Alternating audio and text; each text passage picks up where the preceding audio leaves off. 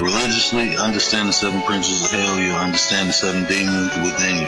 You understand that whole concept. It's a whole metaphysical concept. We ain't go over that, but anyway. Know about so many untold stories. It is time to break free from the chains of society and be who we are truly meant to be. For 2 to 3 hours, Riders for Life is gonna start a segment called Let's Talk About It, y'all. And we're gonna talk about it all. Do you really know what is going on around you? Do you know what's happening? Do you know how many of our kids are going missing? Do you know how many predators are out there? It is time to come together and talk about everything that's going on. Can we make a difference? Can we make a change? How can we do it if we cannot come together?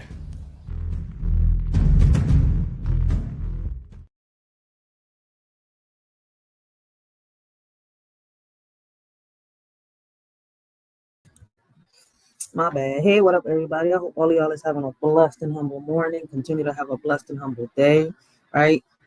Let's talk about it, right? But before, we talk about it, right?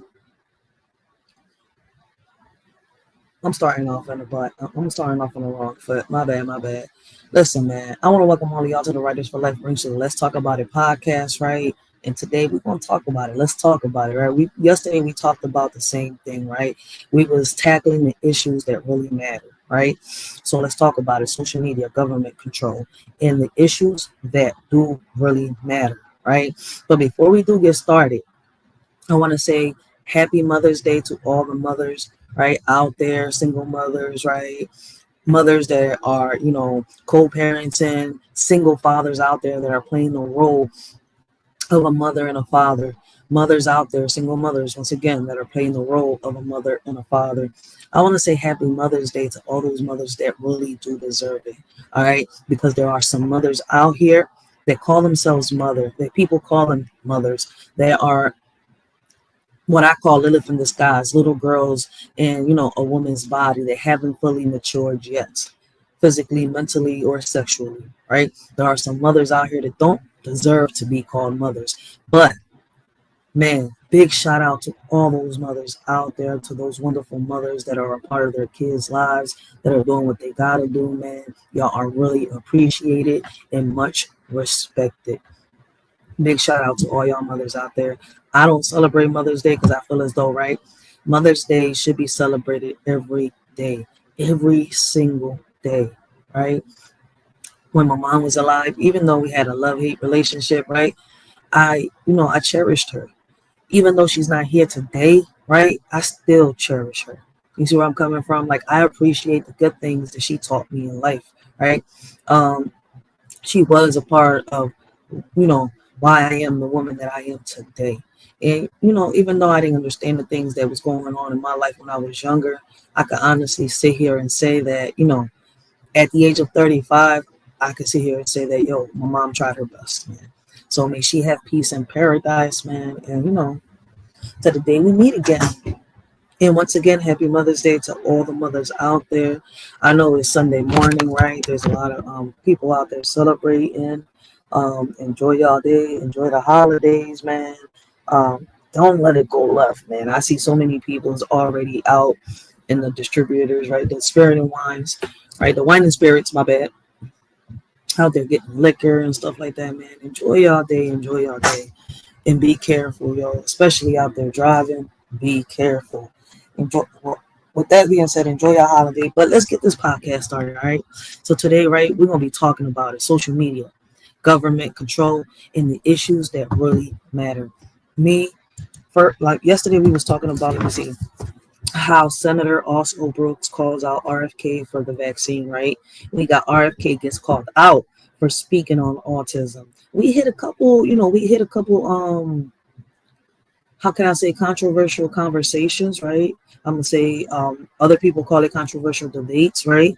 So these are the controversial conversations that are happening, right? Should the death penalty be abolished? Is the school system failing the students, right? And it's the youth. We didn't get to really hit the topic yesterday. We might hit it later on today, right? These are open panels. Y'all are more than welcome to hop on these panels, right? Talk with a shorty, right? You know, bring up a topic that you think that you need to, talk about, bring awareness on. That's what we open these panels for, right? To bring awareness on the current things that are happening around us, right? Y'all know we do reviews and reactions on here. We talk about so many things, right? But this weekend I wanted to bring up the topics, right, that we need to tackle down, that really do need to be talked about, right? Mental health and much more is going to be brought about when we bring up these, when we open up the podcast and have these controversial conversations. Yesterday I asked the question, shout out to the word, man. Big shout out to the word, yo. I appreciate this man.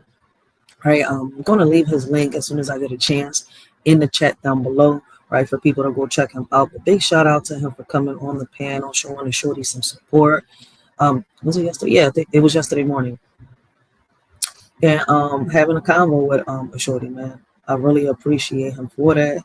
No, it wasn't yesterday morning. It was the night before. My bad. So big shout out to him, man, for giving his perspective, his input on the current topics, right? I love the way the word breaks it down. And guys, if y'all got any questions, especially philosophical questions, right, go ask the word. Check him out. He will break all these topics down like you is in kindergarten, for real. But I really do appreciate him, man. Oh yes, and let me not forget, man. Let me give a big shout out to Mouthpiece. I was on his platform yesterday, right? He was playing like a little dating game, right? Big shout out to him. He gave me kind of like an idea. I don't want to do a dating game, right? But a little type of game to come on here, right, and test each other, right? Not test each other, like, well, it's kind of like test, right? It's like, no, it's not even test. Test each other's noggins. So yeah, it's kind of like it. But we're gonna bring back the test your noggin, right? We're gonna be asking historical questions and stuff like that, pop quizzes for people to earn giveaways. But damn, Mouthpiece gave me an idea. I don't want to do the little dating thing, but it's kind of cool. Like, we got the test your noggin over here, right? He's got kind of like the little dating game over there. But I want to turn that into like a pop quiz question. What should we call it? Like a relationship game quiz? But no, man, you got to be right on the answer when it's a quiz, right? Shit, so it can't be like test your noggin, can it? I don't know. But we got well, shout out to Mouthpiece, man. I hopped on his panel, right? One thing I can sit here and tell you is he doesn't bullshit around. He's about his word. He's a man about his word. Shorty won the game, and he cashed up the shorty. I appreciate him for that. Like, listen, man, that was a Mother's Day present. Even though I don't celebrate Mother's Day, but I appreciate the Mother's Day gift from Mouthpiece. I appreciate that a lot, man. Because a lot of content creators end up really like bullshitting around when they do them things. So I mean, listen, I thought they was really messing around, and I just hopped on this joint, right? Because I'm a content creator, and I'm just on this joint, just talking with them and playing around, right? But they were, I mean, well, what I was saying was serious, right? Because the topic and what they was asking about and stuff like that. But I had a good time. Is my whole point, right? So I'm glad that they was respectful. They had a game like this that listen, I thought they was trying to set the ladies up in the beginning. I was like, no, man, y'all trying to do some shit. Y'all gonna have us over here on some with our men in the houses and shit like that. But no, it turned out to be good. See, we can't judge a book by its cover, man. But big shout out to Mouthpiece too, man. But back on topic, guys, right? We also brought the topic, right, about should the age of voting be lowered, right? There were some people that was also talking about should parents and people of high authority be the only ones who vote, right? But today, what we're bringing up is, right, listen, with so much that's going on, right, around us, what I want to talk about today, right, one of the controversial conversations that I do want to bring up today is social media beneficial or harmful to society, right? And should the government regulate social media platforms, right? I got 2 articles on here we want to dive down, right? Breaking down what is social media and everything, right? For people that don't understand, right, the internet existed way before social media platforms, right? And I think we're going to go down a little dive on what is social media and what was social media really intended for. Um, this might be a part two to this, right? Because like I said, we're going to do an hour or two. Like a lot of people hesitate to come on panels and talk on these topics. So I doubt, right, that, people are going to come up. But the link is there just in case, right? Listen, trust me, before these past 2 years, if it wasn't for Word and Nate the Great podcast, I wouldn't have been dropping the link. I would have just kept doing this because I wouldn't let people up. But shout out to Word, shout out to Nate the Great podcast. They took a shorty out her, shell and helped her out with the social media shit for real, for real. And I appreciate them for that because, listen, man, we got to give people the benefit of the doubt, especially if I'm doing these type of podcasts, right? And I want to get people's perspectives and opinions, right? For when I go talk to these legislators, the Congress people, right? Why not? But it is so many questions that are, going around. And this is like a topic that that really drew my attention. This right along with mental health, because whether people like it or not, right? Mental health and social media in the era that we're in really goes hand in hand, right? So does social media connect us or does social media divide us? Is the first question that I want to ask y'all, right? We're going to be diving down some videos, right? And we're going to be reading some articles. Blessings, Waba. How you doing? Blessings. How you feeling this morning? Guys, make sure y'all go check out Waba. Great conversations, great topics, man. And you will not be disappointed, yo. He does bring up the history of the Bible a lot. He, spiritually, like, listen, I love his channel. I love his page. Just make sure y'all go check him out. So we're going to be diving down the history, right? Diving down the history of the internet. Not yet. We ain't want to hit the article yet. Hold on 1 second. But like I was just asking y'all, right? One of my biggest questions to y'all, does social media connect us or does it divide us more? Has social media improved communications or has it made interactions more superficial? Is social media a tool for empowerment or a source of misinformation, right? Would society be better off without social media, or does social media encourage free speech or promote censorship, right?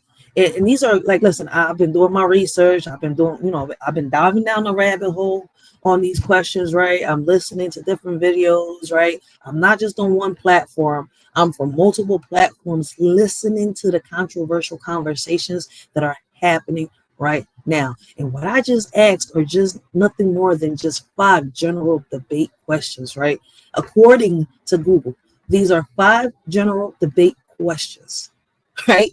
According to them, I feel as though I want to have a conversation. I don't want to debate this, right? Because whether people want to hear this or not, mental health is involved in this. And there's so many reasons why I'm bringing this up, right? We got so many kids committing suicide, right? We got kids mimicking what the adults are doing, right? We got adults talking about they're positive, but at the same breath, they're toxic, right? And listen, I could break this down in so many ways, but let's have a conversation. So if y'all willing to have a conversation, the link is open. The link is dropped in the chat down below and the panel is open, right? We can have a conversation in the chat, right? So I'm not just going to ask the general debate questions. We're going to be going through the ethical and social impact questions, right? We're also going to go through the policy and regulation questions when it comes to all of this, right? It is so much going on. How much do we know?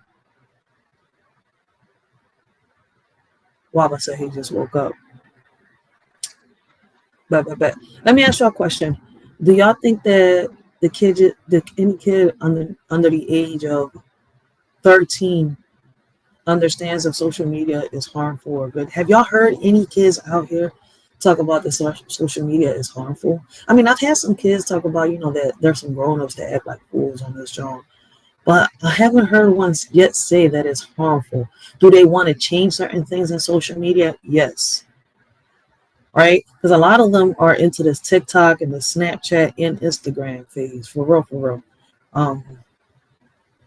But what's crazy is, right, me personally, I feel as though that the reason why social media could become harmful is us, right? We're the ones that either make it harmful, we're the ones that make it positive. You see where I'm coming from? By the stuff that we upload onto social media, onto these platforms, right?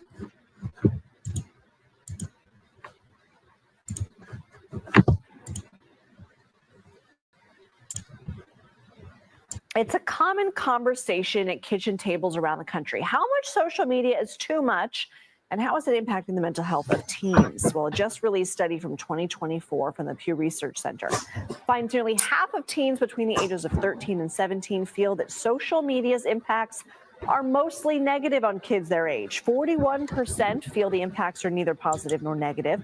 11% feel the impacts are, quote, mostly positive. Joining us for more on this is Bunsey Bilar. She's a freshman at the University of Colorado Boulder, double major. Facts, Waba, and she's right.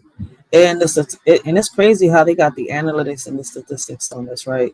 And Waba is right. To be honest, we were told to be careful on the internet in the 90s, and that's a fact. We was all warned about the internet, right? The problem is that nobody took heed to the warning, right? We all know the dangers of social media, right? The question is it the government's job to sit here and, how can I say, protect our kids from social media, from what's happening in these platforms? Or is it the parents' job to make sure what the child does on these platforms, right? And it was crazy is, right, I learned from my first two kids, right, about the social media stuff, right? I got an 18-year-old son with Asperger's autism, right? A real genius, right? Could sit here and get all the pieces that is needed to build a computer and build it from scratch, right? And that job will work perfect. See where I'm coming from, right? And he's into coding and all that stuff, right? So I went through a little something. My story is up here on YouTube, right? Scares is over, but because I sat here and had the support system that I had, right, and did the things that I did as a mother. And you know what's crazy? These things that I did is not something that was taught to me. It's something that I learned and had to figure out on my own as a mother, right, with my child, right along with the support system that I had, right. I almost lost my son. You see where I'm coming from? So, you know, I keep bringing awareness and keep bringing awareness when it comes to the dark web, right? To these people on the other side of the screen, when it comes to these games and these chats, right, with our kids. As parents, right, we're supposed to be detective. Like, we're supposed to be officers. Whether we like it or not, whether the child likes it or not, listen, if your child is mad at you because of how you're invading their privacy, listen, hey, you're doing your job. Your child has two options: to stay mad or to get over it. For real, for real. So at the end of the day, a real parent isn't, oh man, my child is, no, no, no, no. Your child has two options: to stay mad or to get over it. But you're the parent. It's your rules that your child has to abide. Even though I have this method, right, that says, right, at one point we thought we was the teachers, but we're the students, right? And they are the teachers. And the reason why I say that, right, because as time passes by, as our kids grow, us as parents learn, right, with our kids, right along with them. They're teaching us the same way we're teaching them. But what's crazy is we're more of a student than what they are. Because as time passes by, they teach us so many things: how to be a good parent, how to be a teacher, how to be a doctor, how to be a therapist, how to be a lawyer. To break it down, how to nurture, protect, and defend your child. We instill these things in our kids: morals, respect, and responsibility. It ain't the government's job. It ain't a teacher's job. It's our job. It ain't a celebrity's job. It's our job.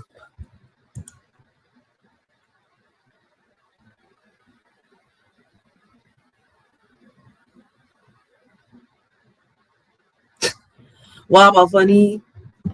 No, listen, Waba. You wanna hear something funny? I was the last of the 80s, baby. I was born in 89, raised in the 90s, right?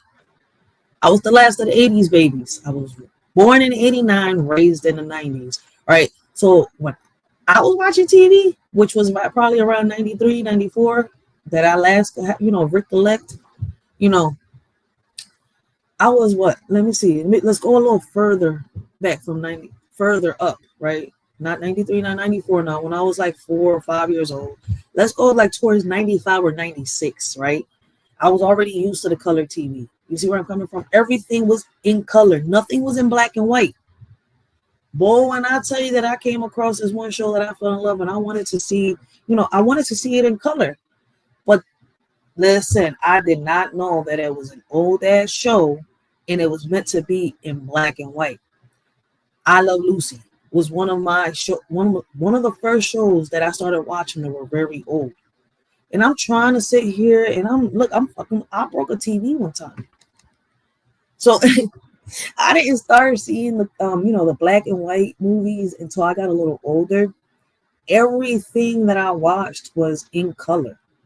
I'm not going to sit here and lie because I was raised in the 90s. You see where I'm coming from? The images in the movies were looking better. You see where I'm coming from? Like, by the time I was in fourth grade, third grade, I think Scream came out, if I'm not mistaken. I was already into Scream, and I was still in VHS. So, I mean, I was there when the DVDs started coming out. Like, they started saying "fuck VHS." Now y'all got these DVDs. You see where I'm coming from? Like when the CD players stopped existing and the MP3 players and the the little Apple pod thingies came out. Listen. No, listen, it's not. We wasn't rich. It's just that we was already in that era. And that's why I ask, right? Maybe I'm wrong for asking this question, right? Because we was brought up considered to be poor, right? You see where I'm coming from? And what's crazy is my parents cooked everything from scratch. My mom, everything was cooked from scratch, right? She would go shopping, but she was on WIC and food stamps. Right. And I'm sitting here, I was like, wait, that shit is crazy. It never felt like it never felt the way we used to live in our neighborhoods, like we was living poor. But I could sit here and say that our parents knew how to sit here and shop back then. Because I'd be trying to fill up my refrigerator the way they had it. Oh, I'm trying to figure out, I'm like, wait, what is we doing wrong? Man, they used to fill up these fridges and these cabinets. And I'm saying, like, damn, man, if I was to fill up the fridge and the cabinets the way my mom did, I would have to spend close to like almost $800, $900 in food. How the fuck did they? I'm sorry. How in the world did they do it? Guess what? I will never know. But yeah, back in the days, a lot of stuff was different, right? Back in the days, we have villages raising our children. And what I mean by villages is, right, the neighbors was like a village. The people in our communities was like a village. I don't know at what time. Like, I know it was like in the mid-2000s, right? Around the mid-2000s, right? I would say around 2006, 2005, around there. No. Probably a little old. 2003, 2004 is when the HP community started kind of like dividing, right? The Girl Scouts didn't exist. They even have Boy Scouts. They haven't bought Boy Scouts back, but they got Girl Scouts. Shout out to the Girl Scouts. I don't think I want them to bring back Boy Scouts. But now they could bring some type of program where boys go camping and do boy things. But don't name it Boy Scouts, please. Please don't name it Boy Scouts. Name it something else. I know, and I know why I'm saying this, because I know even though it was cool to be in the two camps, right, when we was younger, it's kind of like a lot of boys got made fun of for being in Boy Scouts when I was growing up. But just change the name from Boy Scouts to something else. Because for some reason, they compare it to Girl Scouts. And it's different, though. It's a little different from Girl Scouts. He said Spanish people were cool back then. Wow, but wait, I think he's going to have to... Wow, but you're going to have to fix that. Wait a minute. I'm not telling you what to do. It's just the way it came out. I'm dead. Wow, but funny as hell right now. But yeah, things were a lot different back then. But I can sit here and tell you, right, back then in the 90s, right? Listen, even though we had a lot of computers in the early 2000s, right? Kids were still playing outside. That's why I'm saying that somewhere around, like, it must have been around 2005 and 2006 when I got pregnant on my son. I was already 17 years old when I was becoming a woman. See, I wasn't a girl, but I yet wasn't a woman. That's crazy. But I was having a kid. I wasn't a girl yet. I wasn't a woman yet. I was in between. I didn't even know what I wanted at 17. I was still trying to figure it out, having a kid. But my whole point is, right, that we was still going out. We was doing different activities outside, outdoors, from different programs to, different things. And it's somehow, some way, when they started taking all these programs out of the school, they also started taking out the programs within our communities. Now we got more kids out here. The violence got higher. Kids in these corners. You got girls and boys, right? At one point, right? I mean, listen, I'm not holding back on what I gotta say, right? Y'all know that the lesbian girls always wanted to be in the corner, the ones you call the dykes and stuff like that. I mean, I've seen them a lot in my community. They always wanted to hustle, hold a pistol, fight a boy, because they was, the stud and stuff like that. You had the girly ones and then you had the studs, but the studs always went out. They shot out. They still are. Anyways, right? But now you got really regular girls out in these corners trying to hustle and do this and do that. I mean, I'm seeing girls trying to pimp girls out. I'm sitting here like, wait, what in the world happened? Like, I thought this shit was only happening somewhere in, fantasy land, somewhere in La La Land with Peter Pan. And I'm like, damn. So this shit is true. So it's kind of like, now I hear people saying that, the internet is taking over our kids' minds, the MK Ultra and all this stuff, right? I feel as though that we let it get this far. Do we blame the government? I mean, the government put it there, right? It's like me saying, listen, the system is broken, when I know that the system is doing what the system is supposed to be doing, but the people running the system is the one that is corrupting the system. But people don't want to hear this, for real, for real. So I want y'all to listen to this. So we're going to look through some videos. We're going to go through some articles, like I said, right? Throughout the time that I'm here. Y'all want to come up, y'all more than welcome. If not, hey, I'll see y'all on the next live, yo. But so then let's enjoy this live. Let's talk about it. Let's converse. Let's have a conversation. Let's dialogue. In computer science and psychology. She's also part of the American Academy of Pediatrics Youth. Double majoring in computer science and psychology. She's also negative. 11% feel the impacts are mostly negative on kids their age. Common conversation at kitchen tables around the country. How much social media is too much, and how is it impacting the mental health of teens? Well, a just released study from 2024 from the Pew Research Center finds nearly half of teens between the ages of 13 and 17 feel that social media's impacts are mostly negative on kids their age. 41% feel the impacts are neither positive nor negative. 11% feel the impacts are, quote, mostly positive. Joining us for more on this is Bunsi Balar. She's a freshman at the University of Colorado Boulder, double majoring in computer science and psychology. She's also part of the American Academy of Pediatrics Youth Advisory Panel. Bunsi, thanks for being here. What apps do you use the most? What impact do they have on both your social life and your mental health? Hi, first, thank you so much for having me. I appreciate the opportunity to speak on this.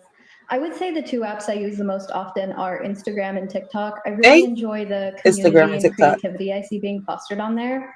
And in terms of impact, something I've noticed for myself personally, as well as something that we've talked a lot on the Youth Advisory Panel about, is the fact that the impact of social media is not nearly as clear-cut as it's made out to be a lot of the time.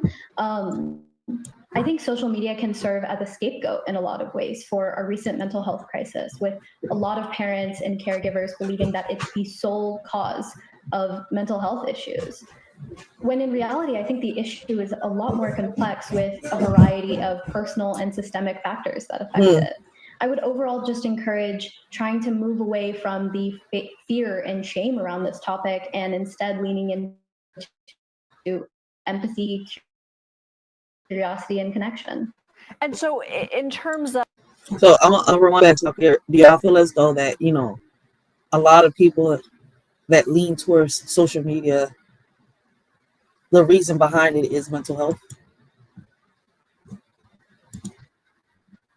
And in terms of impact, something I've noticed I would say the two apps I use the most often are Instagram and TikTok. I really enjoy the community and creativity I see being fostered on there. And in terms of impact, something I've noticed for myself personally, as well as something that we've talked a lot on the youth advisory panel about, is the fact that the impact of social media is not nearly as clear cut as it's made out to be a lot of the time. I think social media can serve as a scapegoat in a lot of ways for a recent mental health crisis, with a lot of parents and caregivers believing that it's the sole cause of mental health issues.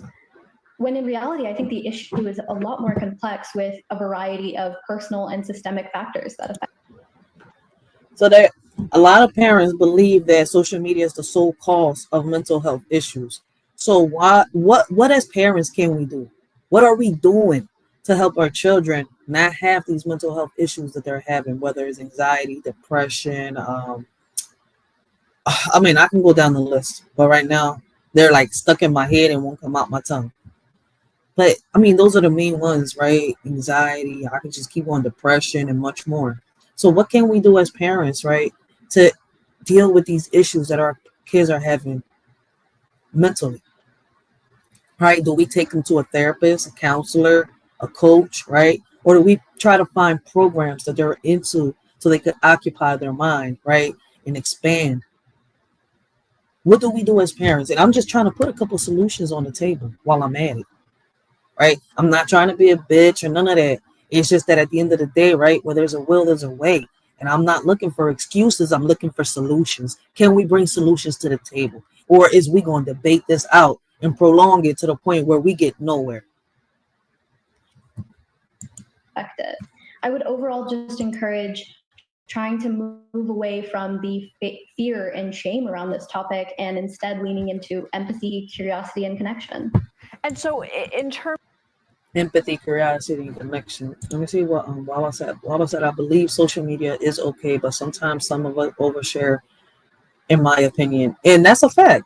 Sometimes we don't just overshare, right? Because people fail to realize. People fail to realize everybody has an opinion, right? We all got an opinion, and an opinion is like an asshole. Everybody has an asshole. See where I'm coming from? But someone's opinion, right, is their opinion. It doesn't make it factual. It doesn't make it truthful. It's them giving you what they think, right? What they see, their point of view. But people on here, right? They sit here and they get offended even for the smallest thing. People can give their opinion, right? And it doesn't have to be about somebody. It could be about a certain, topic. It could be about a certain event. But I don't know if people, be having bad days or what's going on. Some people would take that opinion and put it on them. Like, oh, you're talking about me. This is how you think about me. Wait a minute. People have opinions and they're going to state it. You see, social media is a platform where people come on here, right? They have fun. They'll sit here. They'll promote whatever it is that they're doing, right? Whether it's good or bad, right? It's a platform where people come get to know each other, right? Have conversations, share their business, right? Sell, right? Do much more. I mean, you could do so many things on social media, and in my opinion, it's up to you if what you're doing is negative or positive, right? If the influence that you're pushing through social media is, once again, positive or negative, is it toxic? Is it, worth somebody's watch? See, what was normal in the middle of the 80s? 2025, each new generation judges the last. Facts. But see, I'm not trying to judge. See, I'm trying to fix whatever it is that I'm not trying to fix it. See, because in order for me to fix anything outside of my house, right, I have to fix everything within my house, right? I'm trying to make a change. You see where I'm coming from? Like, at the end of the day, a lot of us did mess up. But see, how can I say this, right? We cannot blame everybody. And that's something we got to teach our kids, right? That when you mess up, you got to fix it, right? It's up to you on how you fix that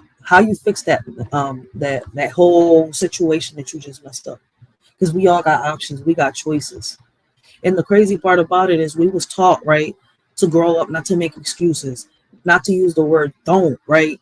You know, to say that you're able, that you're going to, that you can. But some of us, for some reason, put in our heads that we can't. See, some of us are the reasons why we fail at certain things, right? We put these things in our heads. We let people get in our heads to the point where we go backwards instead of forward, right? We surround ourselves with people that we think that are for us, right? Not realizing that not everybody that rides with you is for you.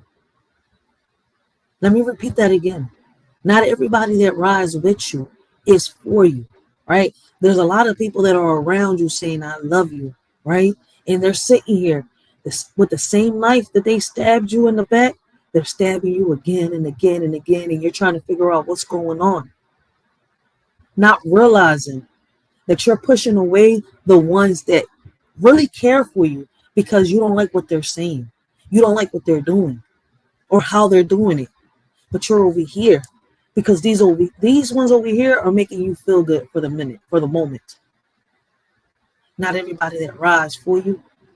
Not everybody that rides with you is for you. These are coming from, and then we come on social media thinking that everybody we see on here is our friends. Thinking everybody that's on here is for us. And it's not even like that. Once again, like Waba said earlier in the chat, we was warned about the dangers of social media, but we decided to ignore it. That's why I keep telling people when I come on here, I come with a clean conscience. I come on here with a clean mind. When people say, oh, I'm a troll, and they try to bash me or bring me down, it doesn't work. You want to know why? Because at the end of the day, I know my purpose. I know who I am. I know where I'm going, and I know what I want in life. I may not be where I want to be, but I am where I need to be. I'm going to get to where I want to be. It's just not on y'all time. It's on mine. It's up to me. The choices I make, the decisions I make, the options I take. So at the end of the day, we're the ones that are supposed to lead by example. Why are our kids feeling the way that they're feeling? What is we doing? And what are we going to do to help them? Because until they reach a certain age, the parents, the guardians, the adults around them are the ones that are supposed to back them up. In terms of whether there should be any kind of regulations around social media, any kind of barriers, do you think that has a role in the conversation as well? I definitely think that has a role. I think the most important part is especially protecting young people on social media. I think a lot of apps are doing a really great job of this. Snapchat, for example, has teen accounts that are designed to be a lot more safe and private than the general Snapchat account. I think regulation plays obviously a huge role, but I also think that real, genuine conversations play a massive role as well. So for someone your age or maybe even younger, what is your advice on how to control the apps and not let the apps control you? That's a great question. I would say that rather than strictly reducing screen time, the way in screen time is used is far more important. I would encourage introspection. So after you've been scrolling on your phone for a little bit, think back to yourself. Did I learn something? Was I able to express myself creatively? Was I able to engage with something that I'm happy to engage with? Or did I feel more anxious? Was I comparing myself to others? And I think this reflection can serve as a really effective roadmap for. And that's a good way of her putting it. And that's true, right? And that's something that I've learned. And believe it or not, I'm not going to sit here and lie, right? I was reading into this, but Word had a lie, right? One day he broke certain things down, right? And I think it was like, what was he talking about? The shared time that kids have. How much screen time should kids have, on the TV? And I think the question that I asked was, should we allow our kids to have cell phones? And Word broke that down, and I went down a rabbit hole. And I was shocked. And that's why I keep saying, should we keep blaming the government for the problems that we're having? Or are we the reason? Are we giving in? Are we doing exactly what they're predicting? Right. And when I say predicting this, it's like, I'm gonna put it like this. It's like the game, it's like the movie Purge, right? They're the rich people, and we're the ones down here being put to the test, right? And they got money on the table, like, yeah, I bet you this one's gonna do this, that one's gonna, oh, this is gonna go this way. You see where I'm coming from? I'm hoping y'all understand where I'm coming from. We're the guinea pigs, we're the entertainment, while they're out there making money on us. So, so what are we gonna do, knowing what we know is the question, right? And that's true, Waba. These kids, right, are growing up right alongside of us. We are babies having babies. And that's a cycle that has not ended. Okay, you know, I'm not going to sit here and lie, and a lot of people's not going to like what I say, right? They say that, you know, it's hard for a woman to sit here and have, you know, a baby in her 50s, which is true, or in her 40s, in her mid 40s or something like that. But my thing is not exaggerate, right? And have a kid at 16, 17 when you're just trying to get your life together. You see where I'm coming from? Like, why not start trying to have a kid like after 25? Between the ages of 25 to 35. Maybe I'm wrong, but this is my opinion. And like I said, I'm trying to bring solutions to the table, not more bullshit. I want to bring solutions to the table, right? Because the rules and the regulations were made for a reason. The policies, the laws, the amendments were made for a reason, so that we don't live out here like savages. But we all know we should do better. That's a fact. They create the rules. We're lab rats. Oh, yo, on some real shit, yo. That's some real shit. Listen. Oh, I'm on the wrong thing. Hey, come here, come here. Oh, there you go. I got you.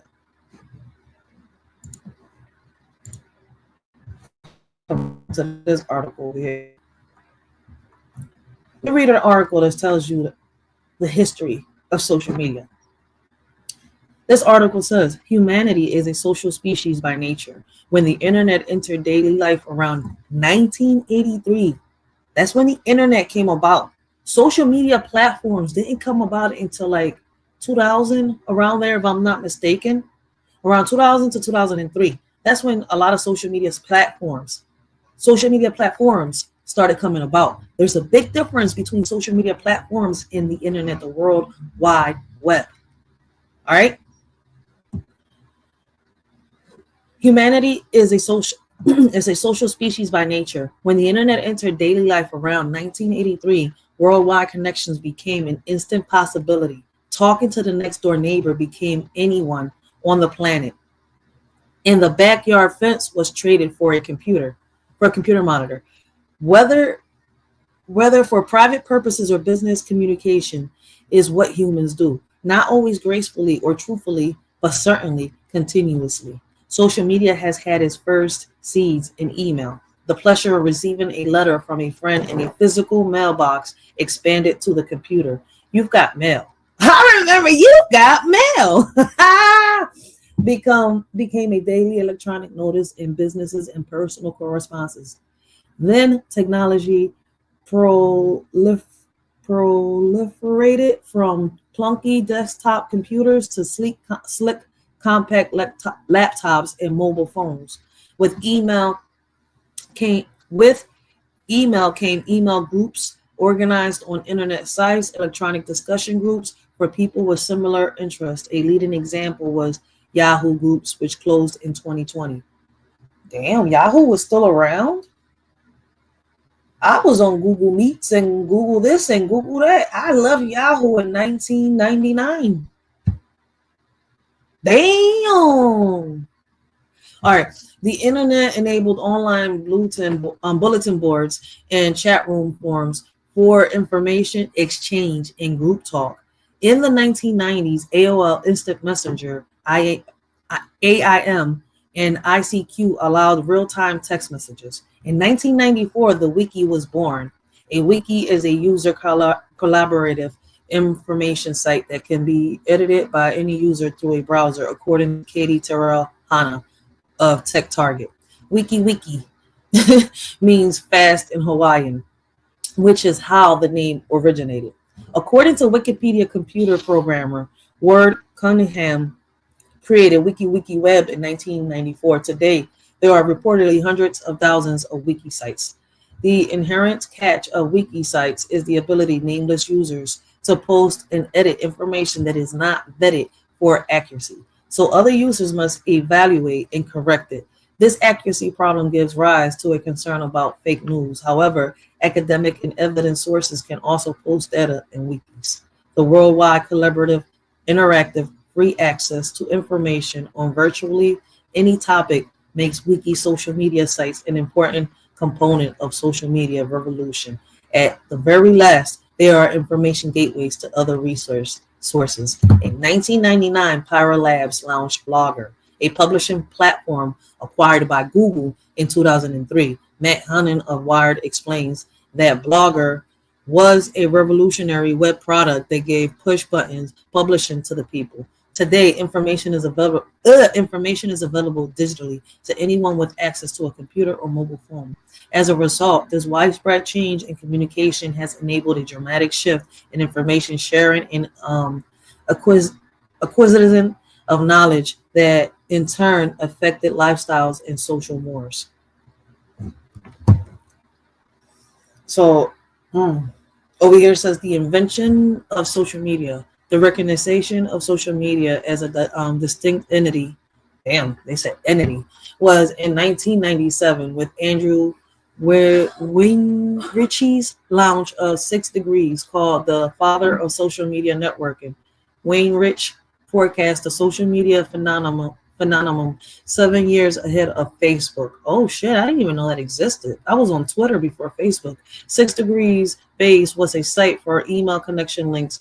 In simple terms, Rinchi's version was networking. Social media's networking capacity is exponential for connecting social media users who share interests, have questions, and want to connect with others. But in 1997, the technology to facilitate such capacity had not yet caught up with Rinchi's full vision. Weinrich sold 6 Degrees for $125 million in 1999 and moved on in the industry. Social media technology, however, took off in the new millennium. Oh shit. Social media's explosion in the 21st century. How is the 21st century if we're in the 2000s? We ain't hit 2100 yet. 21,000. Shit, we're still in the 2000s. We're only in 2025. It's not 2125. But hold on. Let me see what the chat is saying. Blessings, Gary Bust It Down. Brown, guys, make sure y'all go check out Gary Bust It Down Brown. Great conversations, great topics, yo. I love the fact that he touches on topics that a lot of people are scared to touch on. Man, as y'all can see, man, listen, Gary, thank you for motivating a shorty. You ain't been on your John for a minute, man. I'm on this John. We started these segments. We're going to be bringing, controversial conversations, and we're going to be tackling the issues that people don't want to talk about, the issues that really do matter. And today is going to be social media. Big shout out to Gary Bust It Down Brown. Guys, make sure y'all go check him out and much more. So that's a little history right there of the what was it called? My bad. I got to go back to my Microsoft Works. The history of social media and the invention of social media. All right. Now over here we got, what is social media? Let's see. Social media now refers to web-based applications that promote the creation and exchange of user-generated content. Social media's range is global. With its scope of topic and type of user virtuality unlimited, social media includes internet sites such as Meta's Facebook and Instagram, X, formerly known as Twitter, I still call that shit Twitter, YouTube, Yelp, and countless blogs. Social media has become a vast informal network of online venues, public and private, paid subscriptions, and free, large and small. It can be used for a variety of purposes such as family celebrations, political campaigns, charitable promotions, health support groups, sports clubs, prayer circles, hobbies, and occupations, fundraisers, information sources. None of these do I see it saying, people coming on here acting a fool, fashion, bringing people down. I don't see none of that on here. But unfortunately, that's what's done. That is what is done on social media nowadays. Right? It says social media wields cultural influences to fashion, the food trends, family, and adolescent health issues, world news and local events, political and community actions events. Social media has spawned a new type of marketing through the use of a unique virtual public personality, the social influencer. Social media has become the complex phenomenon because it is much more than individuals exchanging words. Social media sites, the venues where communications happen, are controlled by their platform owners. Conglomerates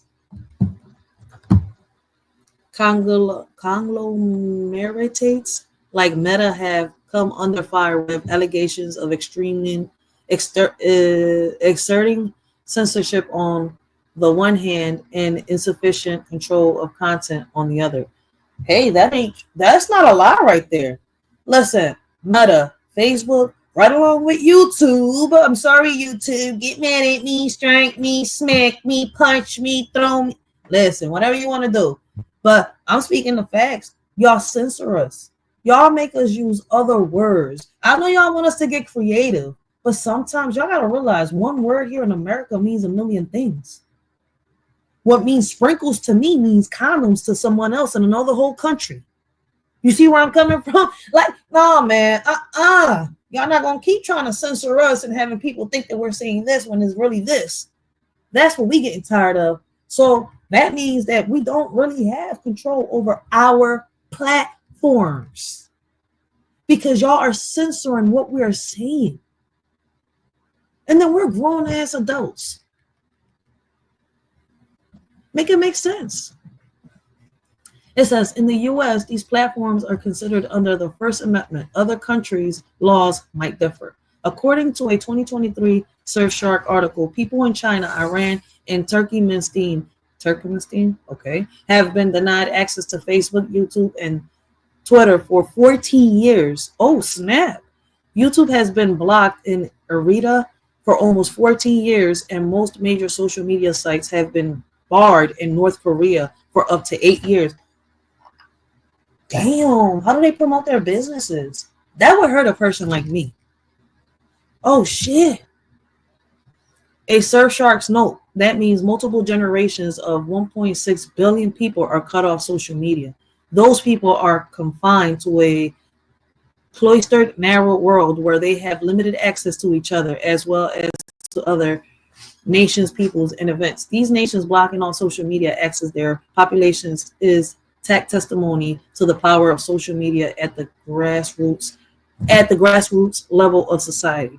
Social media has clarified one aspect of human behavior that is above dispute. People enjoy talking with like-minded people, railing at each other, sharing life's joys, interests, and griefs, spending time with each other, watching each other. And that is true. See, you don't come on here to bring people down, to bash them. See, like, people got different stories, right? But other people, I don't know what it is, they got their panties all up in the bunch thinking that they're you, want to be you, or, claim what you're saying is theirs. You see where I'm coming from?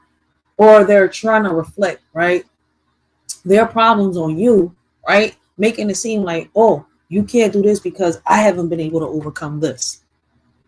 Nowhere does it say that that's what we're supposed to be doing here. If you need help, you need counseling, they got pages for that. The thing is, right, you have to want it.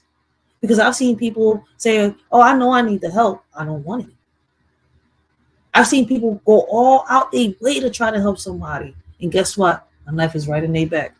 And it keeps getting pulled out and pulled out and pulled out. Miracle, this person is not in the ground laying on a pool of their blood. Let me get off this article and check my comments. My bad. But let's get back to this. So, right before I press play, I would like to ask a couple of ethical and social impact questions, right? Does social media help raise awareness for important issues, or does it create unnecessary outrage? How does social media affect mental health, especially among young people? Are influencers shaping culture in a positive or negative way. And in my opinion, I feel as though the influencers, right? Influencers, it goes both ways. You got negative influencers and you got positive influencers. And what's crazy is they're both needed, right? Why I say that, right? Shout out to the word, man. I gotta put his link down below, but I don't got the chance. I'm multitasking on this, John. So I do apologize. When I get the grip of this, I need my phone. So, baby daddy, I know you watching. I need my phone, baby daddy.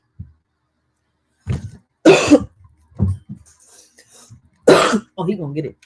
Watch. Listen, I'm not gonna sit here and lie, right? The reason I haven't asked that man for a phone is because I feel good. I've been disconnected from the world for a week and a half since I bust my ass on my scooter, and I kind of like, cut my knee, right, real bad, and it swelled my whole leg up. And I've been, I haven't really been able to walk around like that, but it feels good to be disconnected from everything and everybody. Like, nobody understands. Nobody really understands. But I think I need my shit now. I'm not going to be able to do what I got to do. All right, so how does social media affect mental health, especially among young people? Hold on, baby. Are influencers shaping culture in a positive or negative way? Does social media make people more informed or easily manipulated? Should social media companies be responsible for regulating harmful content? And that's where I think social media is responsible at, right? If somebody decides here, if there's a content creator that decides to sit here and upload harmful content, then social media should delete that. But there's a lot of people that come on here, right? And they do a whole lot just because they're not showing a video of something harmful, right? Or something, how can I say, like a porno video or something like that, doesn't mean they're not being harmful. You see where I'm coming from? And the crazy part is that they don't catch this. No platform catches this unless somebody reports it, right? And there's people out here looking at chats. So how come they don't catch this? They catch people in chats. They see, they hear what we're saying. They're allegedly, we did a whole live on this. This lady came and she spoke on it, right? On how they're watching our lives and watching our chats to try to come up with the analytics and the statistics and all this stuff, right? So how come y'all not catching the people that are coming online, threatening people, harming people, bashing people, telling people, that this is going to happen to their loved ones, or they're going to pull up and do this? Like, even though I know a lot of people not going to do it, it shouldn't even be done. But it's done.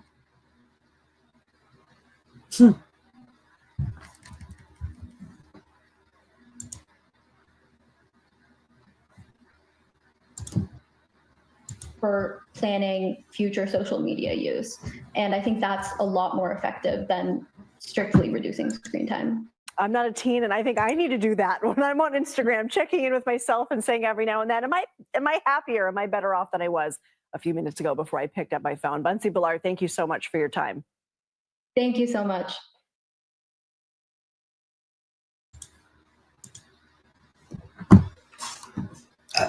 That's some real shit right there. It's so many things going around. Like, I feel as though like the change that we want and we need, right? We keep looking around, we keep asking for it, but where do y'all think it starts? I don't know why people keep thinking that the government, right, is supposed to do this. The government is obligated to do this.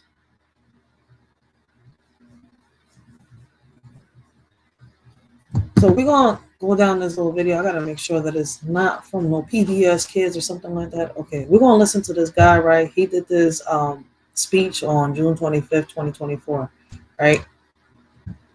And we're going to hear what he got to say. I'm going to start with being a conscious business. What's interesting here is we all have a choice. We can be motivated, self-esteem, you got wellness, lots of really, really good things. Creativity, you got inspiration to make possible. All right, let me pause this right here. They had this issue with radio. Well, I didn't experience the radio that much. I'm sorry, guys. Hold on 1 second, guys. Give me 1 second. I apologize. Wait, I added it. What's going on? Oh, here we go.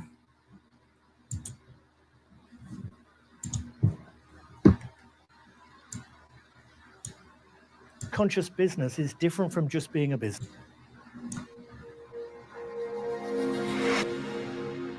Hello there, my name's Phil Cowdell. It's my real pleasure to be here today and talk to you about being a conscious business. Now, being a conscious business is different from just being a business. Being a conscious business is about finding the balance between doing good business, but also doing good for people and planet. What I'm going to share with you today is really how we address some of the challenges of social media and the possibility for the advertising industry to make a positive societal impact. So, social media, let's just start there. It can be supremely helpful, but it also can be incredibly harmful. If we think about the helpful side of social media, you've got creativity, you've got inspiration, you've got information, you've got how-to videos, you've got people creating new businesses, so it's monetization, it's income, you've got value creation, you've got representation, you've got inclusion, you've got self-esteem, you've got wellness, lots of really, really good things. But you've also got some really harmful things. As you know from social media, it's also a platform that helps communicate bias, misinformation. It's contributed to defunding news. There's fake content. You've got overblocking. You've got exclusion. You've got discrimination. You've got harassment. You've got abuse. You've got bullying. You've got violence. You've got some really bad stuff. So what can we as the advertising community that frankly pays and funds the social media landscape do to make a difference with that? What I'm going to share with you today is sort of 4 areas that allow us to tip the balance away from the harmful and towards the helpful. And the more we do that, the more we drive media wellness. So the 4 areas I'd like to share with you, the first one's going to be how to be a conscious business and the choices we make when we set up our business. So I'm going to skip that right there, and we're going to go right into him starting the conversation. All right, guys? I'm going to start with being a conscious business. What's interesting here is we all have a choice. We can be motivated for profit, or we can be motivated for good. And in the world of charities and public companies and stock market returns and opportunities for driving value, it's really easy to get caught up in just the for profit, regardless of the consequences. We'd all love to be altruistic and do things for good, but if for good doesn't create profit and revenue, it doesn't create an opportunity for scale, expansion, and influence. So the magic of this, what we're trying to find is that intersection where we can be both for good and for profit at the same time, and we can create sustainable businesses that can have a broader impact on the society and the people around us. I call that doing good business while doing good. And that's a fact. That's why you hear me constantly say, man, I got the option to come on here and act like a fool. I got the option to come on here and be negative and do what other people. No, but I choose not to. Because I came on here with a purpose. And I'm a woman that stands for something and falls for nothing. So at the end of the day, right, what's crazy is I hear so many people say, oh, this is not going to happen because you're being positive. Oh, who wants to come on here for business? That's what I came on here for. We could have fun right along the way. Shout out to the word, right? When he came on the panel the other day and I was telling him, I was like, that's why I go on panels now that are like-minded. You see where I'm coming from? And I observe before I hop on a panel now, because there are people that are going to pretend to be like Waba, right? They're going to be talking about the Bible. They're going to be talking about this, right? Then they'll expect you to hop on the panel, right? But unlike Waba, that he's polite, he's respectful, he got morals, right? They'll start sitting here trying to bash you for what you believe in and what you're doing, instead of having a conversation with you. You see where I'm coming from? Or there's people that'll try to be like Word, right? And instead of, sitting here having a conversation with you, they'll sit here and try to debate you with no proof, try to bash you, try to make you feel bad for the stuff that you're saying. That's not how it should go. But unfortunately to them, that's content. They'll sit here and call roasting, right? To them, what roasting is, sitting here calling, talking about your deceased loved ones, right? The people that are not here to defend themselves no more, or the ones that are alive that are going through something. I'm sitting here, I was like, no, that's not roasting. That's disrespect. So them roasting is threatening you, to unalive you or to pull up or harm you. That's not roasting. That's a threat.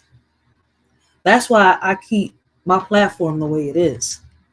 We're going to have fun. Let's have some fun. Let's joke around. We could be goofy. You see where I'm coming from? But at the end of the day, I'm still going to sit here and bring my message first. Then we could have some fun. But it is just crazy that, people portray to be this and that. But at the end of the day, if you pay attention long enough, they'll show you their true colors. They're not on here for business. They're not in here for something positive. They're not here to bring awareness. They're not here to help. They're here for bullshit. really is the choice that we all have. And that's the opportunity we all have to make a bigger impact. So do good business while we do good. Yeah, Phil, I get it. But like, how do I start? Where do I go? And I'd say, well, the key to start on this journey is what I'd call being conscious. Very simple, very straightforward, but being conscious will help us get there. If we think about conscious as a definition, conscious talks about our own consciousness of ourself and our conscious and unconscious bias. And unconscious bias, I was fascinated to read about their. True. And I'm glad Waba's down there, because Waba speaks on these topics, right? Conscious, subconscious, right? Emotions, feelings, right? Along with the Bible and stuff like that. Shout out to the Word, right? Word is constantly speaking about all this, and he breaks it down. For those of y'all that don't know, he's a coach, right? And he's on social media bringing awareness, right? Trying to help others. And listen, I'm glad that we got these male role models on here showing the youth, right? Especially our young men, that there's another route that you can take, especially when it comes to making money. You don't got to sit here and be a thug or pretend to be a gangster online when you in real life are gangster. There are 180 of them recognized now. It's an entirely natural thing, but it's the way we process and trigger information based on our exposure and upbringing. It can be bad, but having them is natural. So what we have to understand is how we filter and control and recognize unconscious bias so that it can then inform better decision making. On being conscious of what's outside, again, if we think about the world of social media, let's think about being conscious of all of the content and the aspects of the content, the creator, the content, the language, the imagery, the words, the meaning, the semantics of it, and being much more rounded in our understanding. So if we're more aware of ourselves and we're more aware of what exists around us, we can actually make these really big differences. So being conscious really sets us apart. Being conscious means we're compelled to take a stand. We're compelled to shine a light. And we're absolutely compelled to start a journey, and a journey to a better, more appropriate and effective media ecosystem. What I want to share with you now is the 4 phases of consciousness. And it's sort of interesting to go, how do we go from, I was doing a thing and I thought it was okay and I didn't realize there were problems, through to, I haven't created any problems, so I can spontaneously just do the right thing. So how do we go from not knowing to be harmful to being just intentionally positive? And I want to walk you through those 4 steps, because really it's a road. I think people know that they're harmful when they come online. I don't think that they don't know. I feel as though they do know. And they pretend like they don't know. For real. Map for all of us. The first phase of this is being unconsciously unconscious. Sounds a bit crazy and a mouthful, but by being unconsciously unconscious, I don't know I'm being harmful. I don't know if I'm doing things that are negative, and I don't know if things I'm doing are harmful. A good example of this would be brand safety. The great efforts by the industry, and I was part of it in sort of 2017, 18, 19, to introduce brand safety that would avoid brands being put next to dangerous or inappropriate or toxic content. The intent was wonderful. The unintended consequences, though, where we ended up discriminating, excluding, and blocking out different groups and societies and creators from the narrative of the advertising landscape. You would be amazed if I said, I've seen lists where people are going, I don't include advertising to gay people or black people or Muslim people or people who believe in global warming, who have actually understood and believed there was a COVID pandemic. But actually, all of those words in many cases are exclusion words, which means that content that includes any of those is actually blocked from being able to carry advertising. Seems crazy, doesn't it? Okay. So basically, if we talk about those certain topics, they'll censor us. Okay, I was trying to figure out, what is you trying to say? What does the transgender? Okay. I get what he's saying, and it's true. You have to say certain words. That's why, I started changing the words and saying, and even though it's funny, right? I personally feel it's like, damn, why is we talking about other people? Like,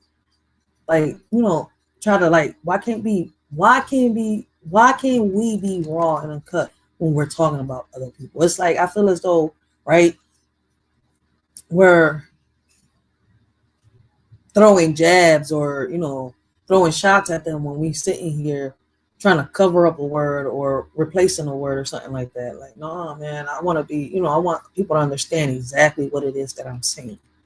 I don't want to have to sit here and break my head and try to find different words to replace this. Yes, can we be creative? Yes. But it's kind of like, damn, for every little word, y'all making us change it. Y'all might as well replace the dictionary. That's what I mean by being unconsciously unconscious. You're doing things, you think it's okay, but there's an underlying harmfulness that we have to address. That allows us to move into the next stage, which is be consciously unconscious. So I know there's an issue because I'm conscious of it, but I'm still in the system where we are creating negative and harmful impacts. So I would say to all of you, if you're currently out there and you have keyword lists and you look at brand safety from that point of view and suitability, go and look at them. If you can find a keyword list and it still has, I've seen them, Muslim women, Greta Thunberg, the Pope, Barack Obama, if those are still on your keyword list, you're consciously unconscious. You're aware there's a problem, you're looking, but there's still harm being created. What we'd like to do is get to the level 3, which is being consciously conscious. At this level, I'm aware of it. I actively think about it. I've sorted through all these things that are systemic in my business, and I've addressed them to take the bad stuff away. So I'm now consciously conscious. I'm making a positive impact because I've taken the bad stuff, the harmful stuff away, and I'm focusing on the helpful. You would think, aha, that's enough. Job done, finished, down, I can go now. That's not. There's a Blessings, Miss April Showers. Welcome, guys. Make sure y'all go check out Miss April Showers. Great conversations, great topics. And she is one of our women that sit here and fight for our kids, too. So make sure y'all go check her out, sub up, help her bring awareness. The 4th step. And the 4th step, I think, is the magic one, which is being unconsciously conscious. And by this stage, it's just automatic that we don't create harm in the first place. Wouldn't that be better to not create harm in the first place than have to go through steps to remove it and resolve it? So being unconsciously conscious is really the sort of nirvana step, the final step, where we just behave in a spontaneous, automatic, intentional way to do things right in the first place. As I share those will be the 4 stages we go through, and those are the stages that allow us to think about where we are now, what we have to do next, and that journey we need to plan to make sure that we can reduce the negativity of harmful content and we can increase the positivity of helpful content. And by doing it, we increase the media positivity and wellness of everyone around us. But see, that's up to the people. And unfortunately, we live in an era where people think that, how can I say it? Them doing messed up things, right, is what we should be doing, especially the elderly people on social media, right? They come on this platform, right, and they don't care who they hurt. And I'm saying here, like, y'all supposed to be leading by example. You see where I'm coming from? So to me, like, when it comes by leading by example, age, right? Age ain't nothing but a number on that shit right there. For real. Because sometimes you got kids that behave better than adults, while you got adults acting more childish than, little kids.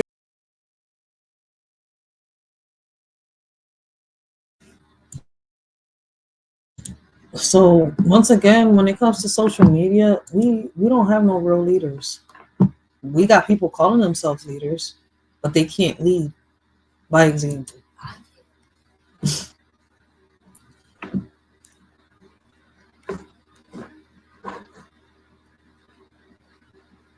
Takes me to section 3, real world implications and opportunities. So we have to drive business growth as well as driving sustainability, inclusiveness, and responsibility. So it's really that balance. And if I would reference maybe a global marketer that many of you are aware of, would be, say, the Mars company. And Jackie is responsible for sustainability and inclusion, and Tony's responsible for media pricing and performance. They're actually a team. The whole idea is that they can achieve together versus it's either cheap or it's inclusive. It's either cheap or responsible. And I think what I want to share with you is that it can truly be both.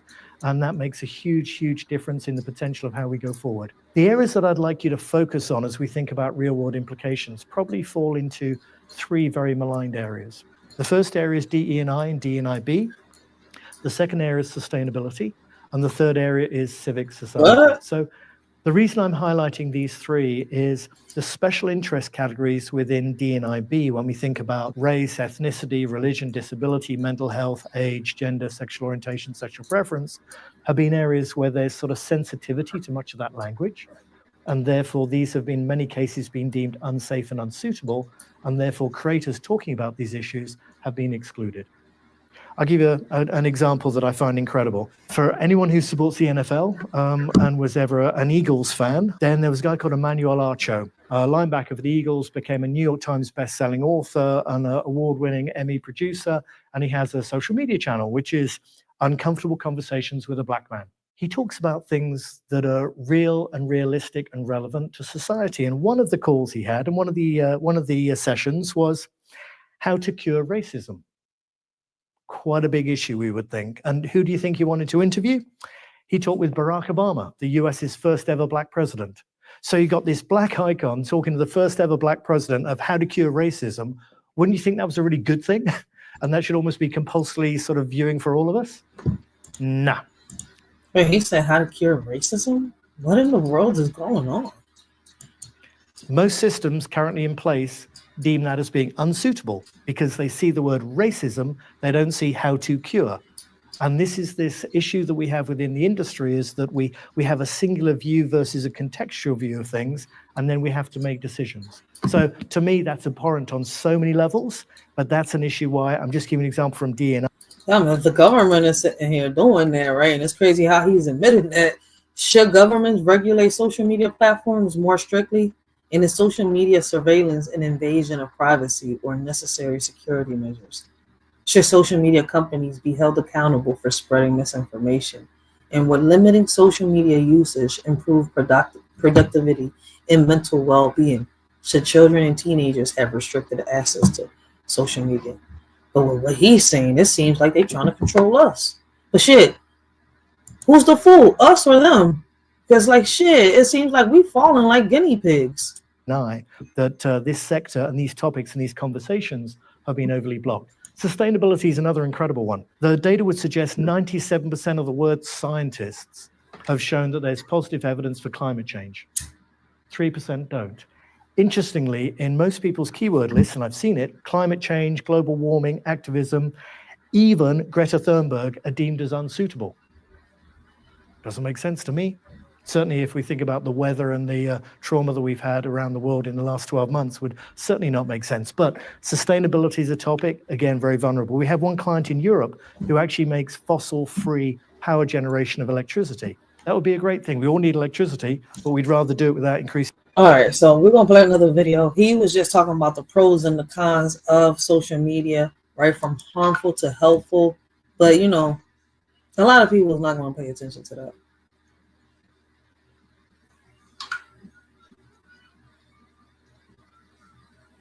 So we're going to dive down to what's really working on social media, right? And if y'all, like I said, the link is down below. It's an open panel. Y'all want to hop up, talk to a shorty, right?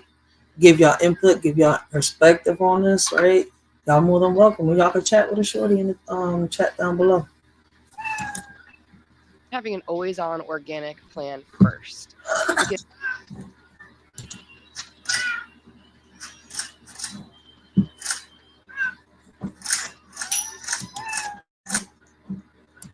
Posting consistently, one quality post a week, and then scale up from there. However, if you're in a different vertical, like if you're sports, you need to post multiple times a day. We've seen over the last few years a change.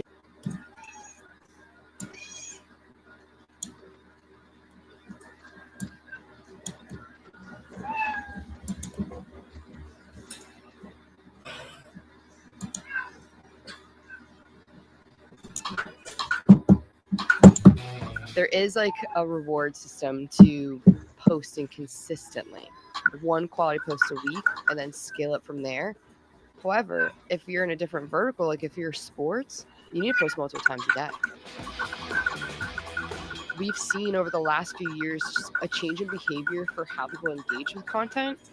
So you might not have as many likes or comments, but you have a ton of shares. That's a win to me. Yo, she ain't lying. Yo, you know what's crazy? Y'all constantly hear, I don't know if y'all are, you know, because I constantly hear it. I hear how people, you know, talk about it's all about the likes and this and that. But I feel as though, you know, if people share your video, right?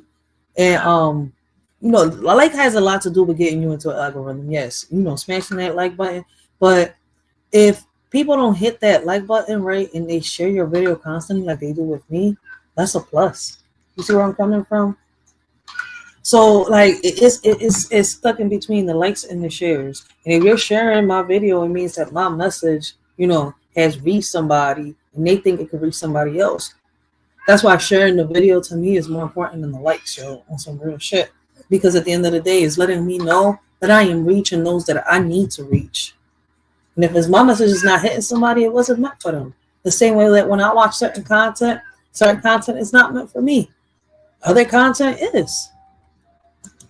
This is Between Two Pixels, the podcast for anyone who wants to reach and connect with their audience through content and marketing. Welcome to this episode of the Between Two Pixels podcast. My name's Josh, and I'm joined today by Katie Gillen. Hello, hello. How are you doing? I'm doing well. Thanks for having me. Good. So you are our VP of Marketing and Strategy. Note the title change. At Between Pixels. So one of the things that you're over is social media, obviously, for us and our clients. So I thought it might be fun to talk a little bit more about social. We've obviously done one episode on social, but things change constantly. We have more to say. So much more to say.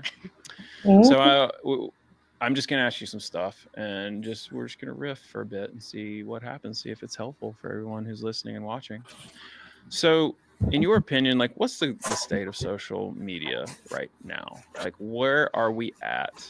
I get a lot of the same things nowadays because the algorithm just knows what I want, and it just pumps me just stand-up comedians and products that I'm searching, and it's really good at giving me products that I want.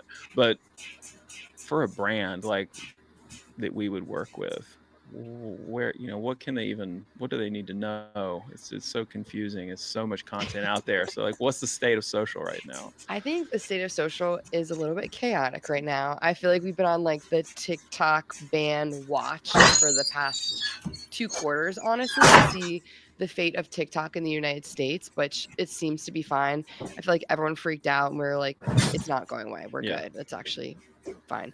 But I think it was a big wake-up call for people to invest in all the social channels. Mm-hmm. So making sure you have an Instagram account that's active, YouTube Shorts, Facebook. If you're into X or Blue Sky, depending on what kind of brand you have, LinkedIn. Making sure you're doing all of those channels, Pinterest even, because I think people panicked if they only had a really strong audience on TikTok and it goes away. What do? You lost everyone. And then also too, all of the apps are creating new products that go with them. So Instagram, for example, now has the Edits app. Mm-hmm. So they're making their own editing platforms for their apps. So I think we're going to start to see a push where brands are going to have to upload things through the Edits app so it is marked that way in the algorithm, because they're going to prioritize their own apps performing well. Mm-hmm. So more algorithm wars, I think, is kind of where we're at right now. That's a fact. And I think we all, I was reading into the algorithm situation, right? And I think platforms like Instagram is a platform where you have to push your algorithm, right? Give me 1 second, baby. I'll read this in 1 second. This is yours to take. I'll do that. Right. TikTok is a platform that pushes you into the algorithm, right? Depending on how many people like your videos and stuff like that, and share your video and view your video. It's like YouTube. YouTube is the same way. I think the more people share and view your video, smash that like button, right? They'll push you into the algorithm so that more people can view you, right? So those type of there's platforms like Facebook and Instagram, like I was saying, right? That you have to find a way to get yourself into the algorithm, because they will not push your content into the algorithm at all. That is so interesting. So you kind of touched on something there with TikTok. As far as what did he say about TikTok? I love TikTok. Listen, I'm not going to sit here and lie. I got to do more lives on TikTok. I haven't done lives in TikTok in months. I'm just starting to re-upload some videos, right? But I'm not gonna sit here and lie. They push my videos, they push my merchandise, right? Especially when people like my videos, right? Now I gotta get back on it. I love the way they do the lives over there, right? And it's a platform, once again, that'll sit here and help you get pushed into the algorithm where you don't have to break your head and act like a fool, right? I mean, people do it because they want to. But it is a platform where you don't have to break your head. Like they got a positive community. They got, they got the little toxic community. They got the debate community. They got the, culinary community, the education community. They got, the clout chasing community and shit like that. They got all types of community, just like on YouTube. But YouTube, TikTok, Snapchat, and I forgot which other one helps you get pushed into algorithms, right? And it's up to you. It's up to you if what you're pushing is positive or negative. Blessings, Mel Dub. How you doing? Happy Mother's Day to wifey, man. Thank you. I appreciate that. Happy Mother's Day once again. So, all the mothers out there that do celebrate Mother's Day. I mean, a shorty doesn't celebrate Mother's Day because I feel as though Mother's Day should be celebrated every day, right? I feel as though you should cherish your mom every day, not just once a year. Like mom, grandma, whoever it is that's in charge of you, taking care of you. Because, listen, a mother is not always the one that gives birth to you, right? In a lot of situations. You see where I'm coming from? You got some mothers that are called mothers, but they're not fit to be mothers. So big shout out to them mothers out there that are mothers, right? And once again, a mother isn't the one that pushes you out the womb. So happy Mother's Day to all the mothers out there that are true, that are real mothers out there that, that do what they got to do as mothers, right? Same thing go out to the single fathers out there that are playing the role of fathers and mothers at the same time. Happy Mother's Day to the single mothers out there that are playing the role of, father and mother at the same time. And I appreciate you, Mel Dub. Guys, make sure y'all go check out Mel Dub. Great conversations, great topics, yo. He advocates for the teachers and the youth, man. Make sure y'all go check out his channel. Another great male role model for our youth out here on these YouTube streets. So we do got positive side on social media, right? And this is why I'm bringing this out. This is just going to be part 1 of this live, right? We're going to do part 2 next weekend. Like I tell you, I go live on the weekends, right? During the week, I don't. That's the time I spend with my kids, right? That's the time that I got, I got appointments, I got things to do. That's my personal time right there. But the weekends, instead of going out clubbing and doing things, which Shorty is not into, I sit right here with y'all. Let's do these lives and shit like that, right? And I want to thank everybody that has been supporting the Shorty from day one. All my day one subscribers, all my new subscribers, man. If it wasn't for y'all, I wouldn't have made it this far, man. Thank y'all so much for sharing my videos, liking my videos, commenting on the videos, man. Because listen, hey, y'all have helped the Shorty, man.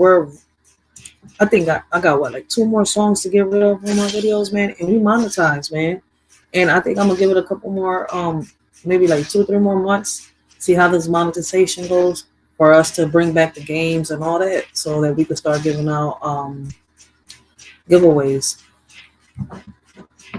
So I appreciate each and every one of y'all that are sitting here and helping the Shorty out, man. Because if it wasn't for y'all, Writers for Life, Let's Talk About It podcast wouldn't make it this far. But I would love to hear in the comments down below, what are y'all opinions? What are y'all perspectives, right? Is social media harmful or is it beneficial, right? And if so, right, depending on what your answer is, what are the pros and cons? What makes it beneficial? What makes it harmful, right? And what are the solutions that we could bring to the table, right, to make it better, right? Should we, like they're doing in Australia, I think it was, right? Yeah, I think it is in Australia, right? Should the internet be banned for the kids under the age of 16, right? Or should we put regulations, right, and enforce these policies, right? Whereas in kids are not allowed to do certain things online, and if they do get caught doing this, they get banned. They can't go on social media no more. I mean, because online is online. The World Wide Web, you could do anything on the World Wide Web. We're talking about these platforms. The CEO of these platforms need to get on their asses and enforce these policies, right? The parents need to do their jobs with their kids, right? And if the kids mess up, they got to learn their lesson. So should the government have the power to regulate social media, or should platforms self-govern? What government regulation makes social media safer or limit free speech, right? And they're already limiting our free speech. They need to stop limiting our free speech. How much responsibility should social media companies have in preventing misinformation? And would stricter regulations on social media improve online discourse or create more censorship, right? I would love to hear y'all comments down below. Once again, man, let's get this discussion started. Should governments regulate social media the same way they regulate traditional media? Radios, events that are outside in public and stuff like that.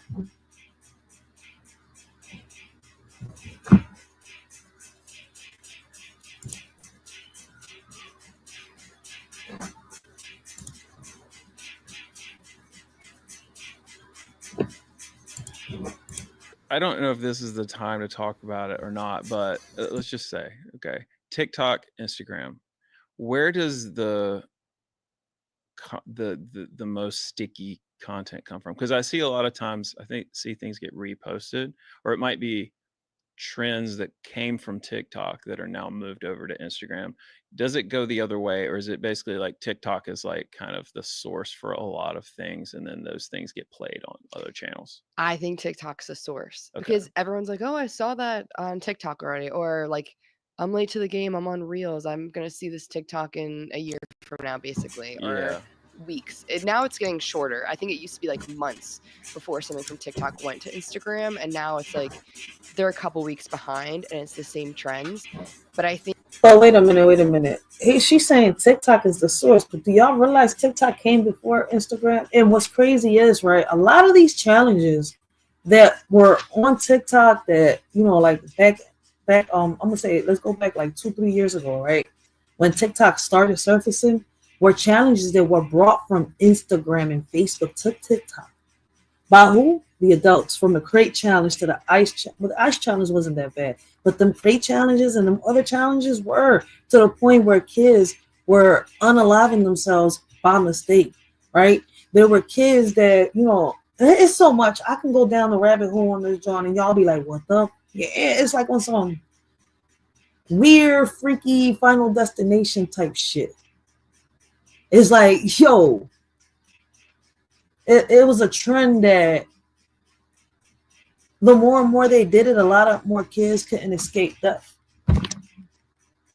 But do we blame? That's why I said, like, yo, when we notice these type of things happening on social media, I feel as though the CEOs of these platforms need to get on their asses and do something, especially enforce the policy, right? And the parents, right, that are supposed to lead their houses, right, are supposed to do something with their children and what's being uploaded, especially if they're letting social media influence be the ones raising their kids, especially if they're letting celebrities be the ones raising their kids. Yo, we live in an era that it's like, oh my God.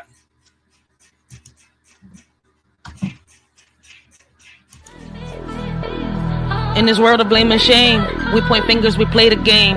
But as our children cry in fear, we turn the blind eye, we shed no tears. Believe our women, they say, while our kids are led astray. Lost in darkness, lost in pain, yet their cries fall silent like the rain. It's a shame how far we've come, blaming all the men playing dumb. But our children need us near to wipe their tears and calm their fears. In this land of the free, water's a commodity for you and me. Can't you see? It's not fair, it's plain to see. People struggling to pay for something they need every day. In America where we say we're free, but water shouldn't come at a fee. A shorty just speaking in general about the things that seem so small. This ain't meant towards everyone, just a cry in the dark. In America where water is marked. Brothers and sisters, hear my plea. This is not about you or me. Our kids are the future, they hold the key. Wake up before we're met with defeat. In this world of chaos and strife, we must guide them to a better life.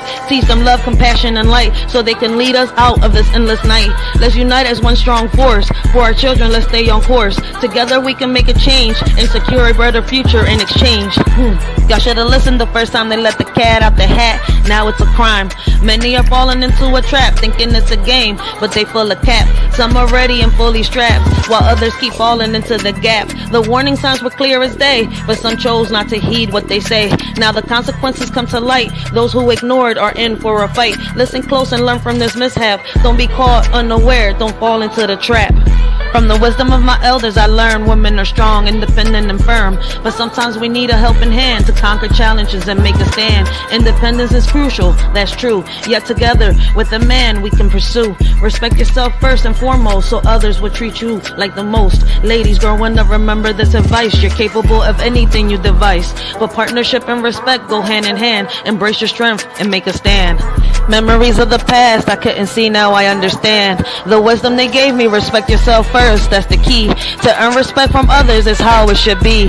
A man's worth measured by how he treats his queen. Love and romance in the air, a beautiful scene. A woman's power to uplift or demean. In her hands lies a man's dream. Lessons learned from an OG so true. In matters of the heart, they know what to do.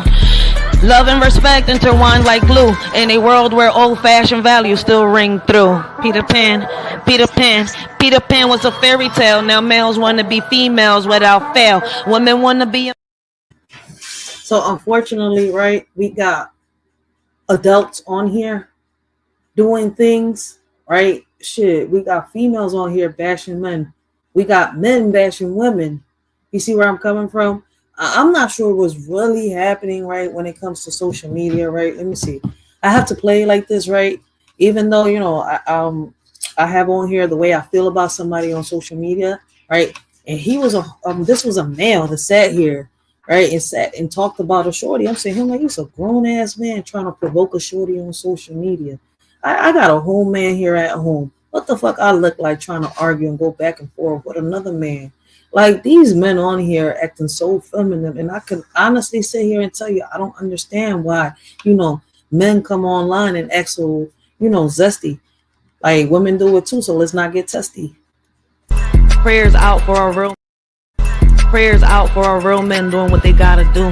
While on this app we have men of age acting worse than our kids do, demanding respect by acting a fool, saying they're the alphas running the pack, but in reality they're on their knees. Couldn't run the trap, now they're just a tease. So here's a shout out to the real men out there who handle their business without care, while the fake alphas talk a big game, but in the end they're all just the same. So keep doing you, real men of the world, and let the fake ones continue to twirl in their own little fantasy land, while the real men rise and take a stand. Prayers out for our real men, may they always shine bright and leave the fake alphas in their own little plight. There once was an ex-cop so old who laid icy tears so cold. He loved the little old lady in the garden. Together they played victim begging pardon. Mad at a celebrity who didn't care. They protected predators, it wasn't fair. He agreed and took sides with a man in his 40s who admitted to doing inappropriate deeds with a minor. Oh please, oh how do we respect such a man who hurts our angels? It's not the plan.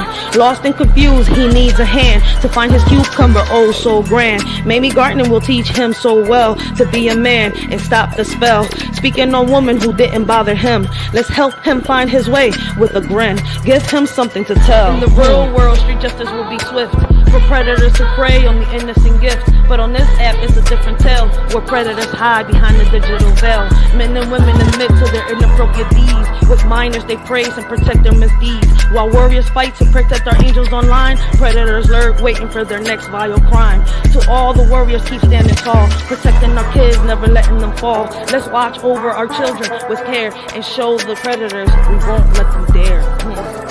Just try it. So keep fighting for our kids' rights and keep them safe from the online frights. Let's show these predators they have no respect and keep our children safe from their neglect. Older folks with no dignity demanding respect with no humility, thinking they're the bee's knees, but really they're just a bunch of sillies. Bishops preaching from the Bible but acting like they're in denial, talking to young men like they're in jail, ignoring coffins in their tail. Grown men gossiping about the dead, forgetting every action has a thread, demanding respect without honor, thinking they're untouchable online. What a goner. But little do they know, their antics will show. No matter where they hide, their true colors will be spilled. The older men I admire carry themselves with grace.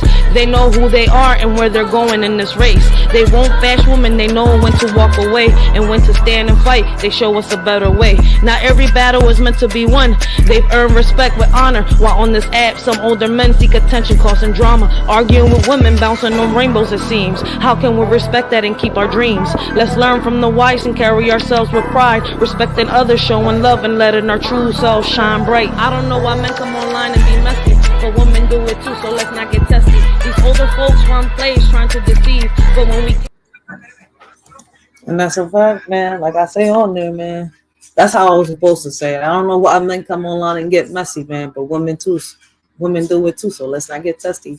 I can't tell you why these men come on here and get messy and zesty, yo. So it's like those are the cons, right? Those are the cons that me as a woman, right, has faced through in social media, right? Whereas I'm trying to be who I am, right? And I'm going to be consistent on who I am. But I've came across a lot of feminist women online that because I haven't, been on their side, right? They'll sit here, they try to bash the people around me. They'll try to bash the people I care about, right? The same thing with the men. Like those are the cons. Like those are the, how can I say, the things that make people not want to come on social media, that make people want to like turn how can I say, a blind eye to things, like the way people carry themselves. You see where I'm coming from? It's like people come online to pretend that they're something that they're really not. They're probably scared of something out here in this real world, right? So they come on here thinking they're hiding behind a TV screen, right? Hiding behind a monitor or a keyboard, right? It's going to help them be braver, build the courage that they need to be who they think they want to be, right? But trying to be like other people on this app, right, and then bashing the people that you're trying to be like doesn't make that person braver. So there's so many pros and there is so many cons. Like, for example, look, I'm gonna name a couple people that I feel as though, right, are beneficial, that I could sit here and learn, not just me, but other people, right, from when they watch them. We got The Word, we got Nate the Great Podcast, we got Gary Bust It Down, right, Brown, we got Waba, we got Double Speaks Telecast, Pastor, yo, we got Mr. Keeney, we got Yo Thoughts, right, we got Papa Duck, we got Mouthpiece, right?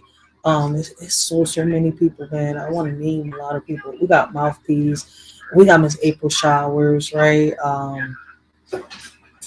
It's a lot of people. Shout out to Miss April Showers, shout out to Miss Akimi, shout out to Miss Yo Thoughts. Miss Yo Thoughts was went live last night, man. I watched a little bit of her live. But we got a lot of positive people on here on social media. But if you was to ask around, right, a lot of people be like, oh no, man, social media is negative because of what I'm seeing. It's crazy that the people that are toxic, right, the people that come on here with bullshit and dumb shit, right, are the ones that are giving the light. And they kind of outshine the ones that are being positive. They leave the ones that are being positive somewhere in the shadows until they're discovered. But it's like, I see it like this, right? It's kind of like, Papa Duck says, right? In order for you to be found, you must first be lost. So it's like, shout out to the Word, right? Word has said, listen, you have to treat these social media platforms the same way you treat these streets. The same when you come in here, right, and you go diving down these rabbit holes, right? It's the same way that you got to sit here, right, and be cautious when you're turning that corner or entering a block. You see where I'm coming from? Because you never know what's going to happen. We got predators lurking in every corner. So there are pros, there are cons. The thing is, right, what is beneficial and what is not? What is harmful? That's up to you. It's up to the consumer, the person that's watching, right, the subscriber, the viewer, right? What is good for them and what's not. But at the end of the day, right, when it comes to the content creators, it's up to them on what they bring up there, what they decide to push out for the world to see, whether it's going to be positive, whether it's going to be negative, or, how can I say it? Somewhere in between. But can you be in between, like they say? And I feel as though you can. Either you're going to be positive, right, funny, goofy, right, or you're going to be toxic and goofy, and I don't know where's the funny in that, but I guess. But let's continue. Let's see what else they got to say. TikTok almost feels like more of a testing ground. I read something somewhere where someone said, I worry about posting on Instagram, but I feel more comfortable posting on TikTok. And I think that's why it's more sticky, because people are willing to do the crazy stuff, the stuff that's like embarrassing, cringe, if you will. Yeah. And because they're testing it, because they're putting themselves out there, it's real, it's authentic, it's working there. And then when it's vetted, it's making its way to Instagram because it feels more polished and it needs to be perfect and aesthetic. That's what we like think about when we think about Instagram, right? It's just like the polished, perfect stuff. Curated life. Yeah.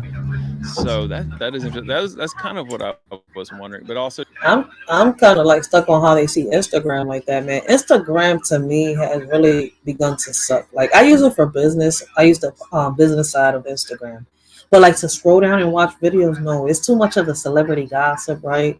It's too much of, how can I say, too many females. Like I feel as though like they've turned Instagram into like a DL OnlyFans because too much of your body is being showed. I mean, they try to do it on Facebook, but you know, Facebook will try to censor pictures like that, like unless you're dressed. But I'm talking about on Instagram. You got females on this drawing, like they're not on the beach, they're not in the lake, and they're almost naked. You got men that are all the time. Like it depends on the season.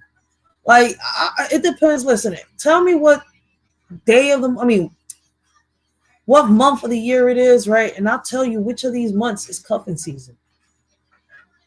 Like you got men out here that are, I'm saying, you're like, yo, you feel that comfortable that you just want to sit here and sing your little wee to me, huh? Like I will not post you and expose you on fucking social media. Some chicks won't. Like, oh shit, look, I'm gonna have me a little sugar daddy. I mean, you got me, man. Yo, you got me chopped. You know what? Let me start using my teenage words. Like when I was a teenager, I used to use certain words that everybody else was cussing. So instead of saying, I would say you got me chopped. So you know what? You got me chopped, yo, for real. And I don't know if that's a Philly thing, but I know we used to say that a lot when I was younger in Philly, man. I'm gonna start replacing my curse words. That's what I'm gonna start replacing. But not words that are in the dictionary and they mean this here in America and everywhere else, right? But now we got this word means this over there and that word means that. Like, do y'all know that the word dick is actually a name, not a private part? The actual name to your private part as a man is a penis, right? Like, let's be real. Now you listen, kids can't listen. As soon as I mentioned Dick Van Dyke and all that, like Dick Tracy, kids start laughing. I'm saying, I'm like, oh my God, this generation. I mean, I thought we laughed at a lot of shit, but this generation is worse than our generation. Yo. So just in general of like the trends, like a lot of those come from TikTok. Absolutely. I think the trends are coming from there. And I think people are having an easier time. I'm not saying it's easy. It's definitely hard to do this, but building a loyal following. You'll see some massive influencers or creators have huge TikTok following, and their Instagram following is lagging to get to that point because it took a couple viral videos on. Because once again, if a lot of people view your video on TikTok, right, you're pushed into the algorithm. TikTok helps you get pushed into the algorithm. It's not like Instagram and it's not like Facebook. Facebook, you have to break your head to get yourself into the algorithm. They do not help you. It don't matter. You can have 1 billion likes in one video. They do not help you get pushed into the algorithm. They don't.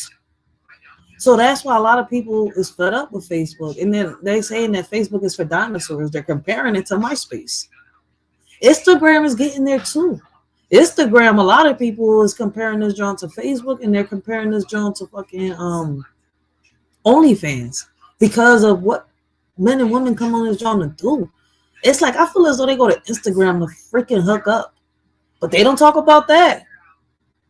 Come on, man. The majority of Instagram is nothing more than just celebrity gossip and people trying to get in people's DMs. It's like you have to block a lot of people. Even when you got a business account, you get hit with that shit. I'm saying, like, I got content you can view. You all up in my DMs. Oh, you pretty, you this, can I get it? Oh, I could be your shit. I'm sitting here like, y'all so fucking stupid. TikTok, all of a sudden they have all these followers and great engagement and great views, and Yeah. it seems like it's harder to achieve that on Instagram as a platform. Yeah. Okay, that is interesting. Sound like you hating on So TikTok. another one that I kind of wanted to touch on was like organic versus paid.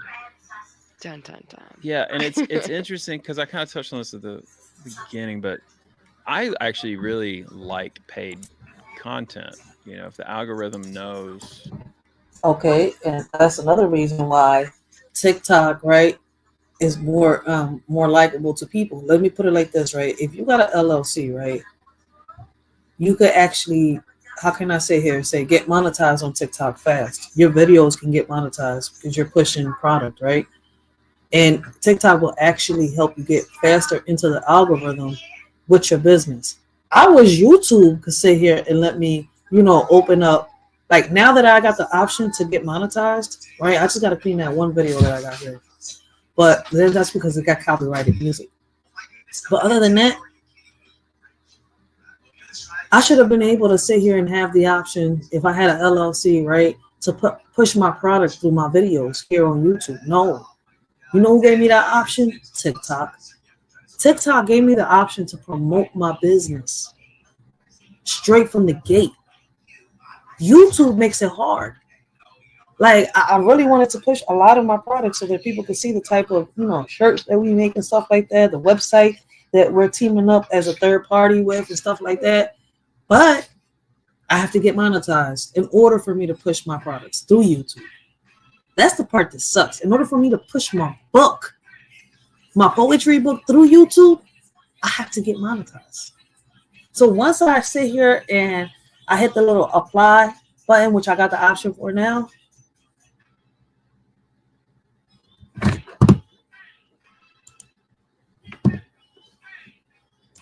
so it's like TikTok has given business, how can I say, content creators with a small business a better opportunity to promote, right, their business, advertise their business.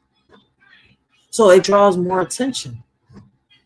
And then you see YouTube trying to copy off of TikTok, right? But they can't seem to get as close as to what TikTok does with the filters, right? The way they do the lives and stuff like that. They can't. This is what you should be served up. Or it's not even the algorithm, honestly. It's the ad structure when you're placing an ad. It knows enough about me that I'd want something. So I start I start researching something, like I've mentioned in another episode, that I was into running. And so when I start doing research on anything, he'd be like running products, shoes, support gear, whatever it is, races. It's like, oh, he just dropped into this category. It just knows I was over here searching on my phone for this other thing. And then all of a sudden it starts feeding me stuff. And it's usually stuff I want. And I can actually rely on the paid ads to filter me things. Now, when I click on it and I look at their product, then I go to their site and I'm like, probably not. Like that's because you'll get so much of the same stuff, people just making the same things.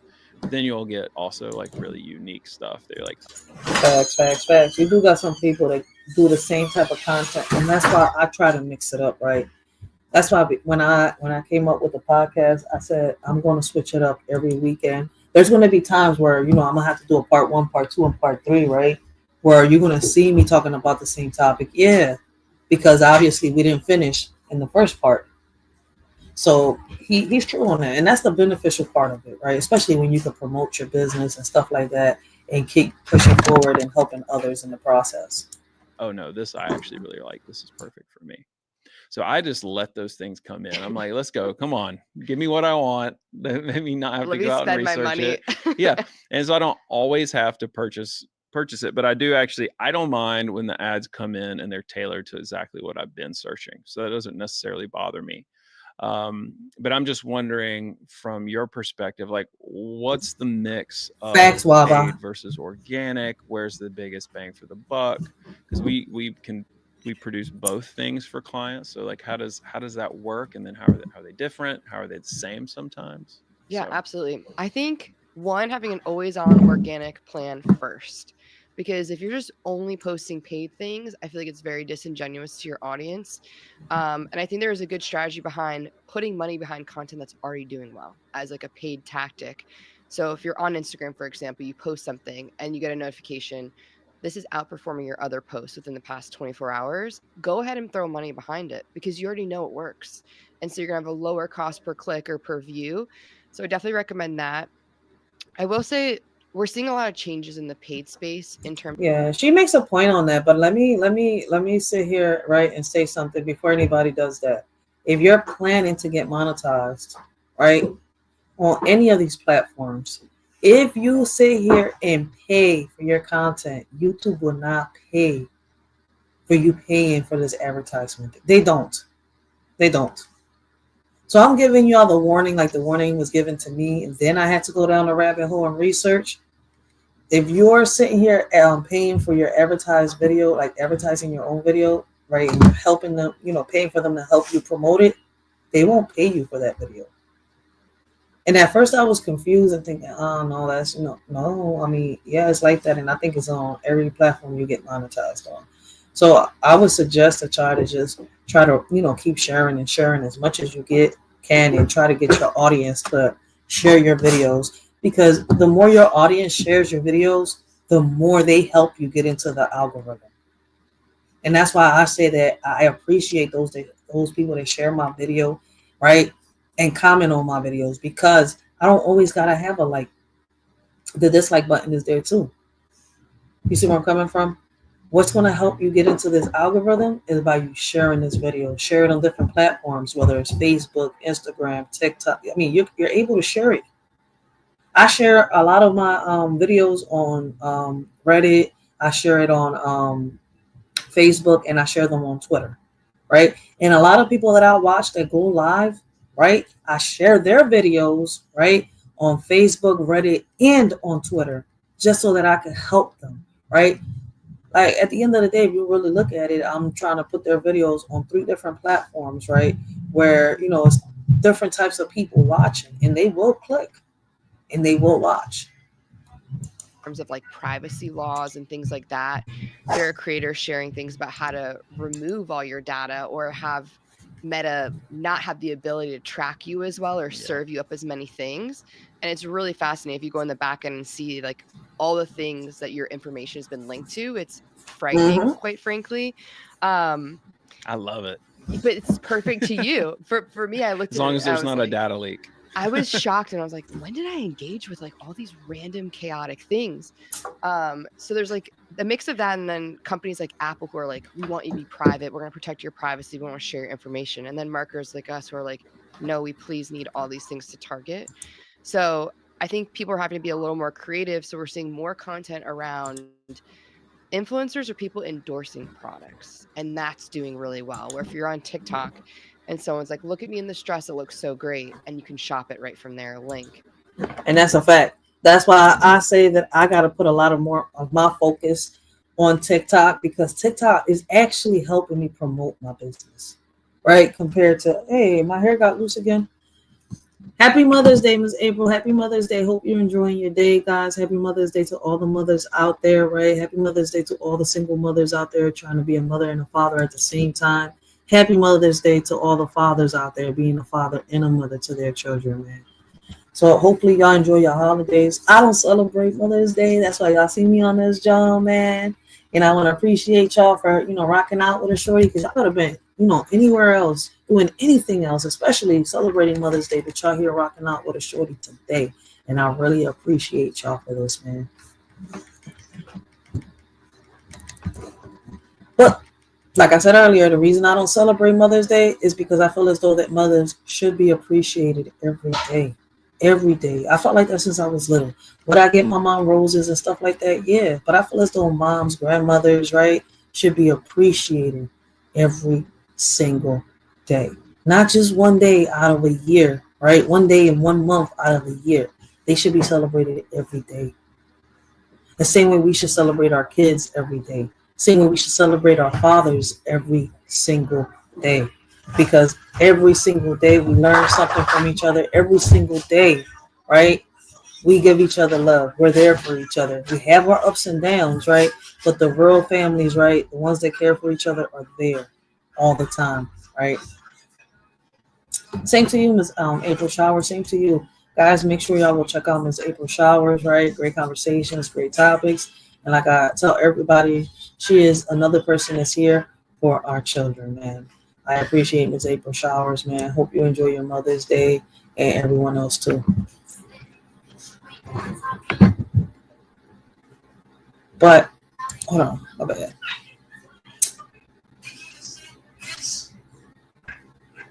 Let me see something. Hold on 1 second. I'm so sorry. This is a long little article. All right, we're gonna leave the article there. and we're gonna let them finish talking, right? Because I'm gonna have to end this live soon. Yeah, we gonna end this live soon, right? Because like I told y'all, I don't want to hit the 3 hour mark, and I'm still talking on by myself, right? But I appreciate y'all, listening and conversing with a shorty through the chat, yo, for real, man. But these links are always open, right? I would love to hear y'all comments down below, right? When I do more lives, when I open these panels, I would love to hear y'all perspectives, right? What changes can we make, right? Because like I told y'all before, man, we're going to start doing these podcasts like this, not just the reviews and reactions, but at least once a week, we're going to open the panel up. So many things going on around the world that a lot of us barely know about. So many untold stories. It is time to break free from the chains of society and be who we are truly meant to be. For 2 to 3 hours, Riders for Life is going to start a segment called Let's Talk About It, y'all. And we're going to talk about it all. Do you really know what is going on around you? Do you know what's happening? Do you know how many of our kids are going missing? Do you know how many predators are out there? It is time to come together and talk about everything that's going on. Can we make a difference? Can we make a change? How can we do it if we cannot come together?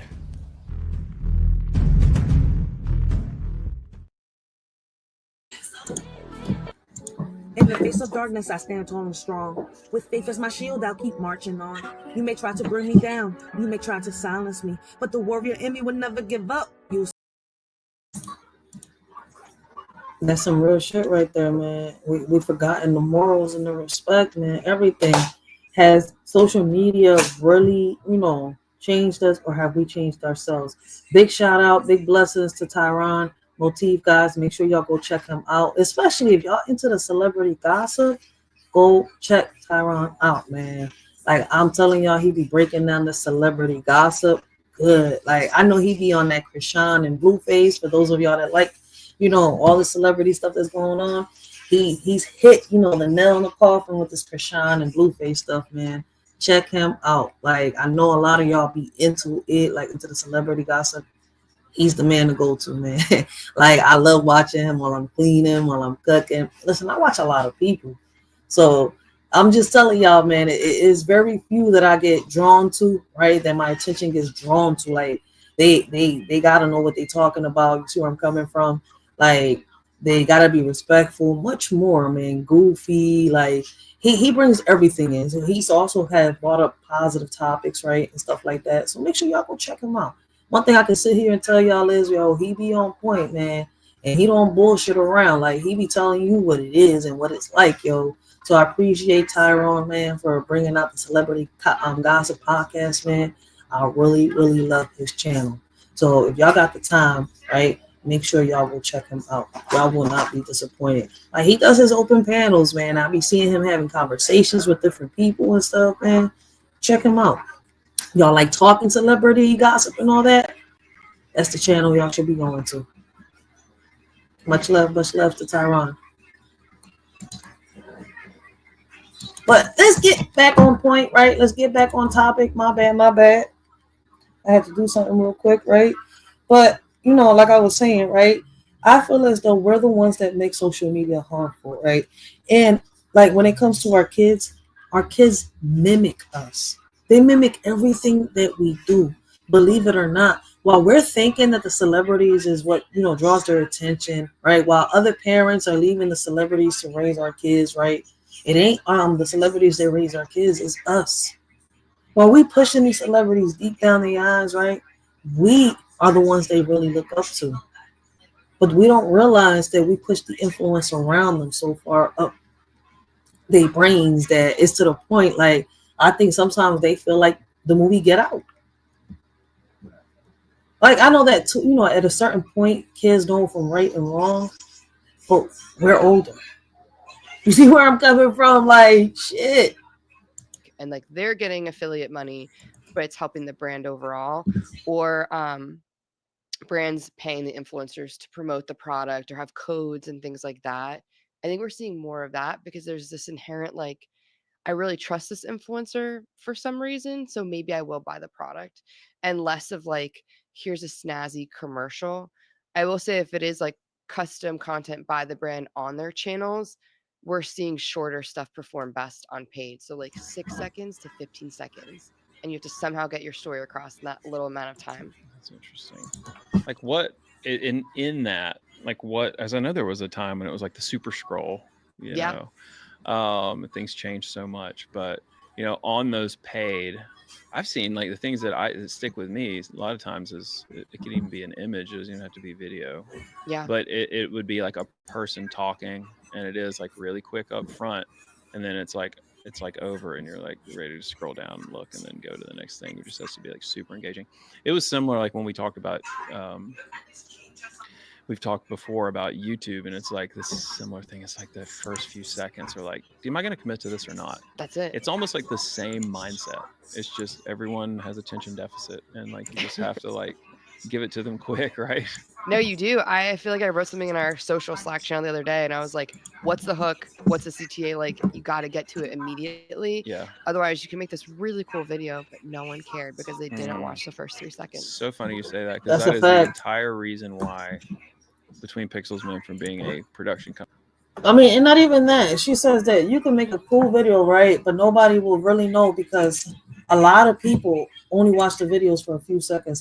And that's true. Listen, I've seen a lot of content creators that should be more up than what they are, right? Because of people that'll sit here, right? And they'll look at the title of the video and comment some stupid ass shit. And I'm saying, it's like, you could tell the people that will view your video compared to the people that don't view your video and they're just judging the book by its cover. And I think that's real stupid, right? Like, I've seen comments on people's videos like, wait, what does this comment got to do with this? Like, what was this, person was even thinking about, right? And I'm like, yo, you even see people bashing people in the videos, right? Without even watching the whole video through. And that's what you call judging a book by its cover. And I feel as though that a lot of content creators should be more up than what they are right now. But if it wasn't for the people that are hating, I'm saying, just click on the video. Watch the whole video through. Listen to it. But now people want something quick and fast like the shorts.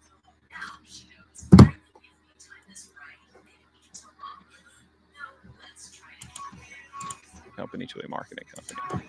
Like in 2012 or 2013, in 2012, like right after we started, we were like, I'm so tired of us delivering content to brands, and then them coming back and saying, your video wasn't good, no one watched it. We put it on our website and no one went to it. We're like, oh, we have to, well, what's your website look like? Oh, it's really bad. Oh, yeah. Oh, no. Yeah. And so it's like, what's your messaging? And then we just started trying to get in those conversations. We didn't even want to get into those conversations, but they would say, well, your video actually really communicated the message really well. Can you do our website? And we were like, well, we don't do them, but I guess we can figure it out. And that's when we're like, maybe we should get into marketing. It seems like maybe that's the right call. And so now we're, obviously much more substantially skilled at it than we were 11, 12 years ago. So yeah, it's super interesting. Things never change. One of the things I was going to ask you was about the content type and mix, I guess. So there's lots of different ways to think about it. I do 100% agree with you. If you're going to place ads, your site needs great organic content too. Mm-hmm. I mean, your site, like your... You said, how many people do you see watching Riley? Me? Not a lot. Sometimes when I hit a good topic, like, see, my passion is more towards the kids, right? So I noticed, right, a little while ago that when I'm talking about the schools and I'm talking about regulations and policies, right, and stuff like that, I draw the attention of people. And maybe it's because I have a passion for it, right? Like, what I mean by that is that I can get very passionate to the point where I can get a lot of people to understand where I'm coming from. I could talk proper and I could also talk good. So, right now, I don't know, like 3 people. I know people are not going to be watching this. It's positive. It's too positive. I'm not on here cursing, arguing with people. There's only 3 people watching currently right now. I ain't worrying about the views. They come. The views will come. Trust me.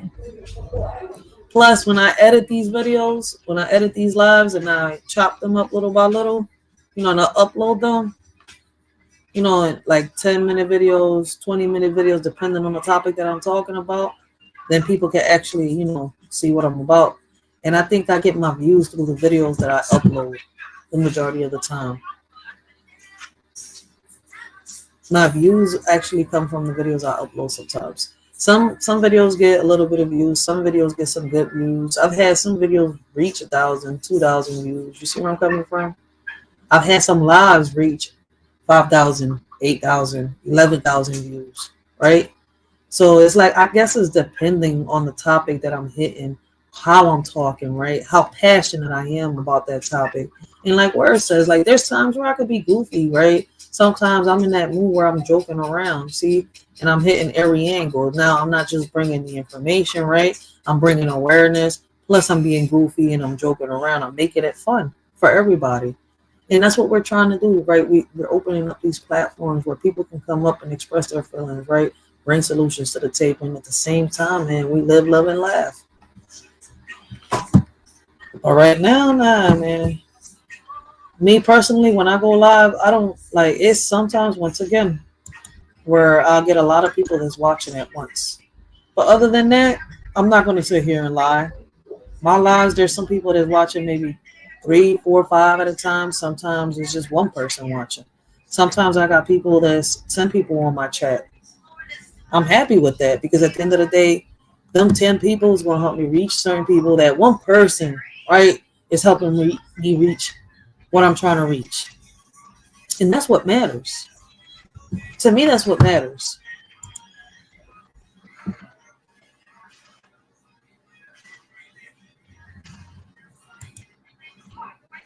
Strange. I see people commenting sometimes and I don't see at the top left, but it's strange.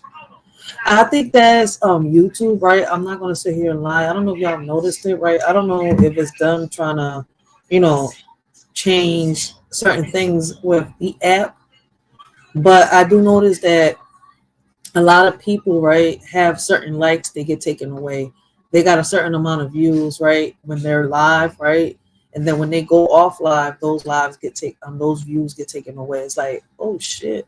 Like I've been on channels, right, where I've been watching a content creator and they've had 2,000, 3,000 people on that live, right? And when they in their live, it's only maybe like 1,000 views, 900 views. I'm like, wait, how the fuck is it only that amount of views, right? And I just seen that there were so many people in this chat.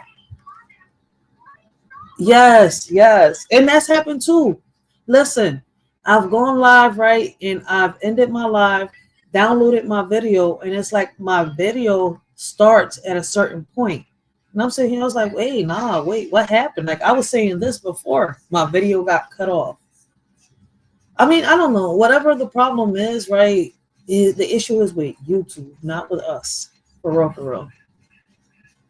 I feel as though the issue is with them. Like, and then some people, right, like me, I learned it with my first channel. I'm not gonna say I talk too much. I'm gonna say I'm unfiltered, right? I'm not ashamed of what I'm going to say, right? And I get tired of being censored. So sometimes I get so passionate and I just blur everything out. And there's no shame in my game. Like, I don't care how you feel, what you think. But what's right is right, wrong is wrong, right? At the end of the fucking day. Ain't no sugarcoating right. Ain't no sugarcoating wrong, right? You can cut a lot of things down the middle. But the one thing you cannot cut down the middle is when something is right and when something is wrong. It's either right or it's either wrong. You're not going to sit here and convince me that you're in between. You see where I'm coming from? I mean, I'm more than, to be open-minded to see what the gray area is like, right? When it comes to what right is right and what wrong is wrong. But hey, I guess it is what it is. What up, though? We got Word in the building, yo. Word, baby. Yo, guys, make sure you get check out Word, man. Great conversations, great topics, and like I said earlier, man, he is one of the very few male role models that we got here on YouTube. All right, so I feel as though y'all need to go check him out, right? and share his videos. Help him bring awareness to the topics that he brings about. All right. You will not be disappointed when you go check Word out. But before I continue this video, right, let me ask y'all this, right? I've already asked y'all, let me see. The social media regulations protect users of infringe of personal freedoms, right? Should social media companies be held accountable for harmful content posted by users? Would government oversight of social media help prevent cyberbullying and online harassment? How does social media regulation impact democracy and political discourse? And should governments have the authority to ban accounts or remove content, right? And it's crazy because we're supposed to be, you know, the owners, right, of our, how can I say, platforms, right? Even though they own the whole platform, right? But it's kind of like, how can I say, it's kind of like, you know how when you're renting out an apartment or you're renting out a house, right? Even though it has an owner, while you're in there, the property is your responsibility, is yours. The owner is not allowed to come in while you're living there unless they call. Are gravitating to. And that's why we did more of this sort of skit funny content, because one, I did think it could show off our brand. We can write, we can edit, we can shoot, we can put strategy behind it. Even though you're watching, you're like, this is just a funny Severance video, you probably didn't think through like, oh, it did all these other things that showed our suite of marketing skills. So I think we're seeing more. That's a fact. And for those of you that are confused, what they're talking about is your brand. Mine's, like my brand for the Writers for Life, right? We have t-shirts with, you know, phrases that we say, logos that we, you know, came up with and stuff like that, right? I also have poetry. I have a book that I have published, right? And that's why I also say that TikTok helps me more than what YouTube does, right? In a way, because I feel as though through TikTok, I need to go to TikTok and start doing what I got to say. I thought TikTok was going to be completely banned, and I'm still not sure what's going to happen with TikTok and what's going on with TikTok. So it's kind of like I don't really want to start going live again until I'm for sure that the platform is there. Like it's going to stay. Like they're not going to change it into something else. Like they've already changed a lot on TikTok. But one thing I can sit here and say is that I could promote my business over there, right? I promote my t-shirts. I promote my poetry. Right, a lot of my videos on TikTok is the majority of my poetry. It's got poetry from the first book I published, and it's got some poetry from the second book I'm about to publish. All right, so I mean, in those poetries, those poems are I'm uploading them on my second channel, the Writers for Life Shorts channel. So make sure that y'all go to my description box, right, and check hit the link so that y'all can go to our Shorts channel and check out our shorts. Because they do consist the majority of poetry. Rest of it is just reviews and reactions, right? But what she is also saying is that we got to do a little bit of what Word was saying when he hopped on my panel the other day, right? Big shout out once again to the Word, right? We got to bring a little bit of humor into our videos, right? That's why, listen, like I was telling him, right? I got to bring, I love the fact that he's somebody that taught me how to do it, right? He inspired me to do it. We bring the information out. You see where I'm coming from? Let those that are going to come up, right, speak, say what they got to say, right? Let's have a conversation, whether it's in the chat or on the panel. You see where I'm coming from? And then, you know, let things go by. As, you know, as we're doing the live, right, we could be goofy, we could joke around, but it has to be respectful. See, the problem with YouTube is, right, we have to give people the benefit of the doubt, right, because of the channels that we have. See, Word is a coach, right?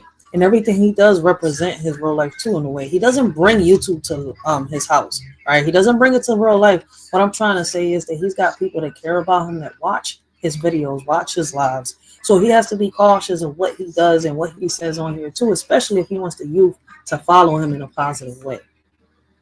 You see where I'm coming from? The same thing goes with this channel over here, right? One thing I have to clean up is my potty mouth, right? But sometimes I get too passionate and I just forget. And I was like, damn, Ray, there's also kids that are going to be watching you. Man, I owe my daughter like $1 billion gazillion for real, for real. But along with this positivity that we're bringing, right, we have to bring some humor, right? Because we're not just going to be straight up serious the whole time and then just talking about death, about bullying. You see where I'm coming from? Like, we got to switch it up a little bit. So I'm not going to sit here and lie. Like, even though they're male role models, right? I look up to these two men, Nate the Great Podcast, right? And The Word. These two men have taken me under the wing, right? Since I went through the bullshit that I went through 3 years back, right? And I appreciate the advice that they have given me, right? Because it has been taken and it has been soaked. It's been embedded in my brain, right? I understand. I took the knowledge, right? And everything they have given me, all the advice they've given me, right? I've decided to sit here and do things my way. I took their advice, but I turned it into what was meant for me. Now, I'm not doing exactly what they're telling me to do. I'm not doing what they're telling me to do. What I did was I took the advice and I sat here and I analyzed what I was doing wrong and fixed it. So that way, what I wanted to do, I was able to do. I'm able to reach a bigger audience now, right? I really appreciate them for that. One thing that I would have thought that I would have learned from a woman, I learned from a man. And I'm not bashing women. It's just that I was like, damn, I was really expecting to learn this lesson from a woman. But a man taught me the lesson. And you never know where these lessons come from. You see where I'm coming from? That's the crazy part. More of those like produce things. I'm seeing a makeup brand right now, Tower, and they hired a comedian to do fully produced like skits around different products. And it was like the common pitfalls or like quirky things that could happen with your makeup and why you should use their products. And obviously there's product placement in there. Mm-hmm. And then it talks about almost like their value props of why should you use this blush? Okay, well, it's long lasting. It doesn't make you look insane like a clown. It did all those things, but like in a funny, engaging way that I actually watched it. I think normally it'd be like, okay, cool, it's blush, so what? Yeah. But it's like putting it in these like fun skits that actually have a voice makes you want to engage with it. But I think too, making sure you figure out like, are you funny and snarky? Are you relatable? Are you more emotive and sentimental? And then like running with that lane. Yeah, that is really interesting, because I remember thinking several years ago, like as YouTube took off, and it's like, in order for brands to engage, just pondering on it, like, will they need to be more entertaining? And I think that's kind of what you're saying right there. Yeah, right? Like that person, the makeup brand, it is a full like mini show, if you will. Mm-hmm. There's graphics, the way it's shot, there's actors, the comedic script of it all. I'll have to show you this after so you can see it, but it's like, this is so much more than like a single social video or like a social series. It's like beyond produce. Yeah. I do think you can overproduce in social. Like there is that fine line of like, am I doing this? Does it make sense? Are people engaging with it versus everything's so overproduced and polished? It comes off not authentic and almost fake and too commercial and too ad-lib. Facts. And that's why I don't like doing the script thing. You see where I'm coming from? I don't like doing scripts. I don't like doing none of that. When I come on this drum, man, I come with a clean conscience. If I have to prepare questions, right, so that I could do that right, I do that. See, that's the business part right there. I want to do that right. Like if I'm going to sit here and I'm going to ask you questions about how I feel as though, we're going to make changes within our surroundings around us, right? Within our community, the village that we live in, I got to make sure I have prepared questions. I'm not going to sit here and I'm like, no. I gotta have prepared questions, right? Especially if I'm the host and I'm opening a panel for people to come up and talk, right? I want to be able to ask the proper questions to bring the solutions to the table. If not, it's not going to work out. But at the same time, right? It's like on certain lives, right? I've sat here and I'll be like, what the fuck? Like, I will react and say the craziest, funniest, dumbest shit to the dumbest shit that I see on fucking social media. I'm not going to sit here and lie. Right, I can get funny, I can get goofy, right? But it has to gotta be brought out of me sometimes, right? Because it's kind of like, man, sometimes like that's why, like once again, I decided to switch up the topics a lot. Like we'll do TikToks, reviews, and reactions, right? We'll do different types of reviews, and I'm trying not to keep it all just serious topics, right? I try to switch it up a lot. Another thing that I try to do is try to bring something positive, right? Instead of something depressing all the time to the table. Right, to find solutions on how we can prevent this the next time, right? There are people out here, right, within our community, kids, right, It doesn't matter the color of their skin again, all right? But we got kids out here within our communities. I live in a community of mixed ethnicities, all right? So to me, color don't matter once again, and I don't get tired of saying this to people, right? But these kids are smart.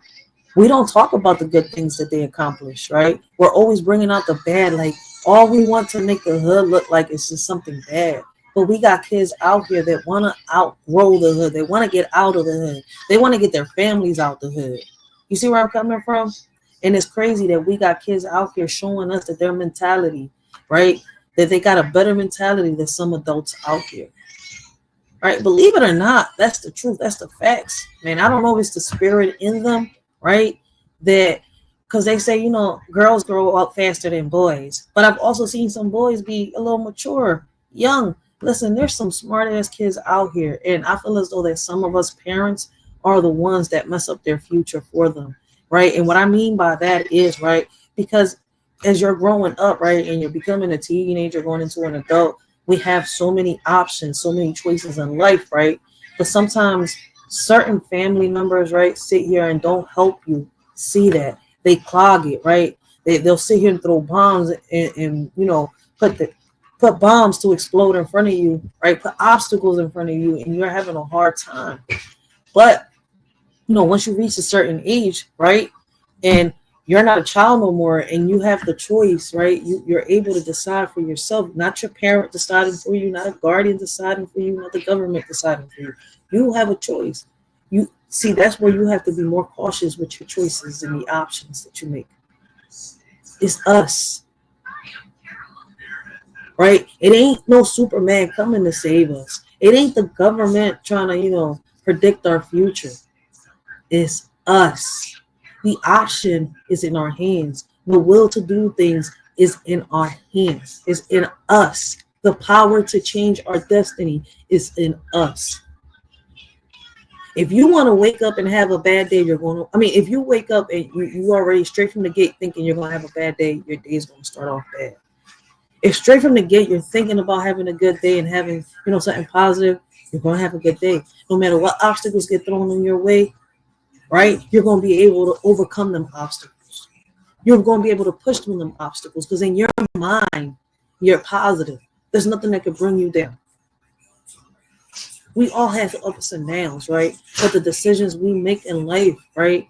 The choices we make in life is why we are where we at in the present. And why what happens in the future happens. And what I'm saying by what happens in the future happens is because tomorrow's never promised.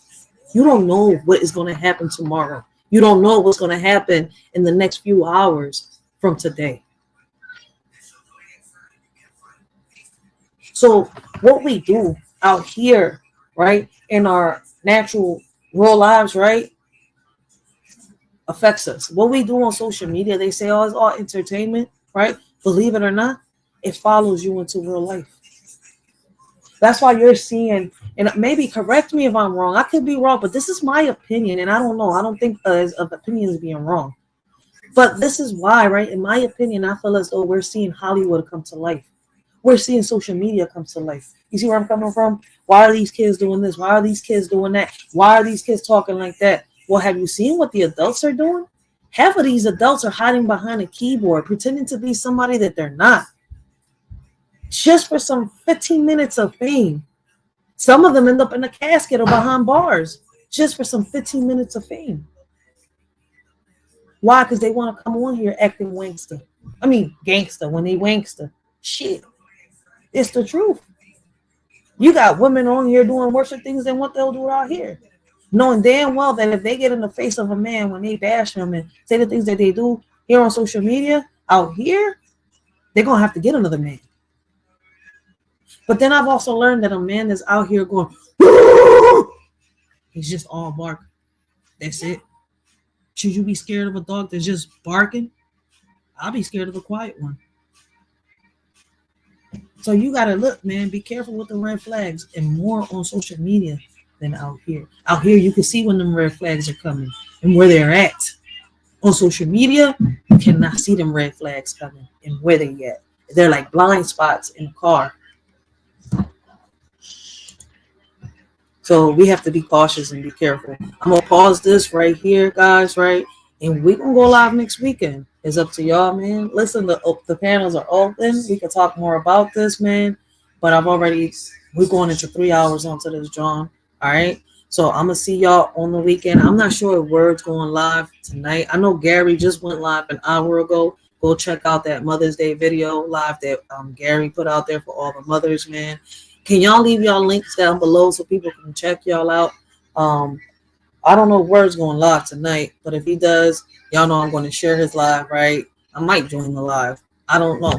But make sure y'all go check out the Word, right? Check out Waba. Waba be doing some great ass lives, and he has some great uploads, man. Check out Miss April Showers. Everybody that's in the chat, I think it's content creators. Make sure y'all check everybody out. But on that note, guys, till next time, and this y'all shorty Rachel. I hope all of y'all have a blessed and humble day. Continue to have a blessed and humble day.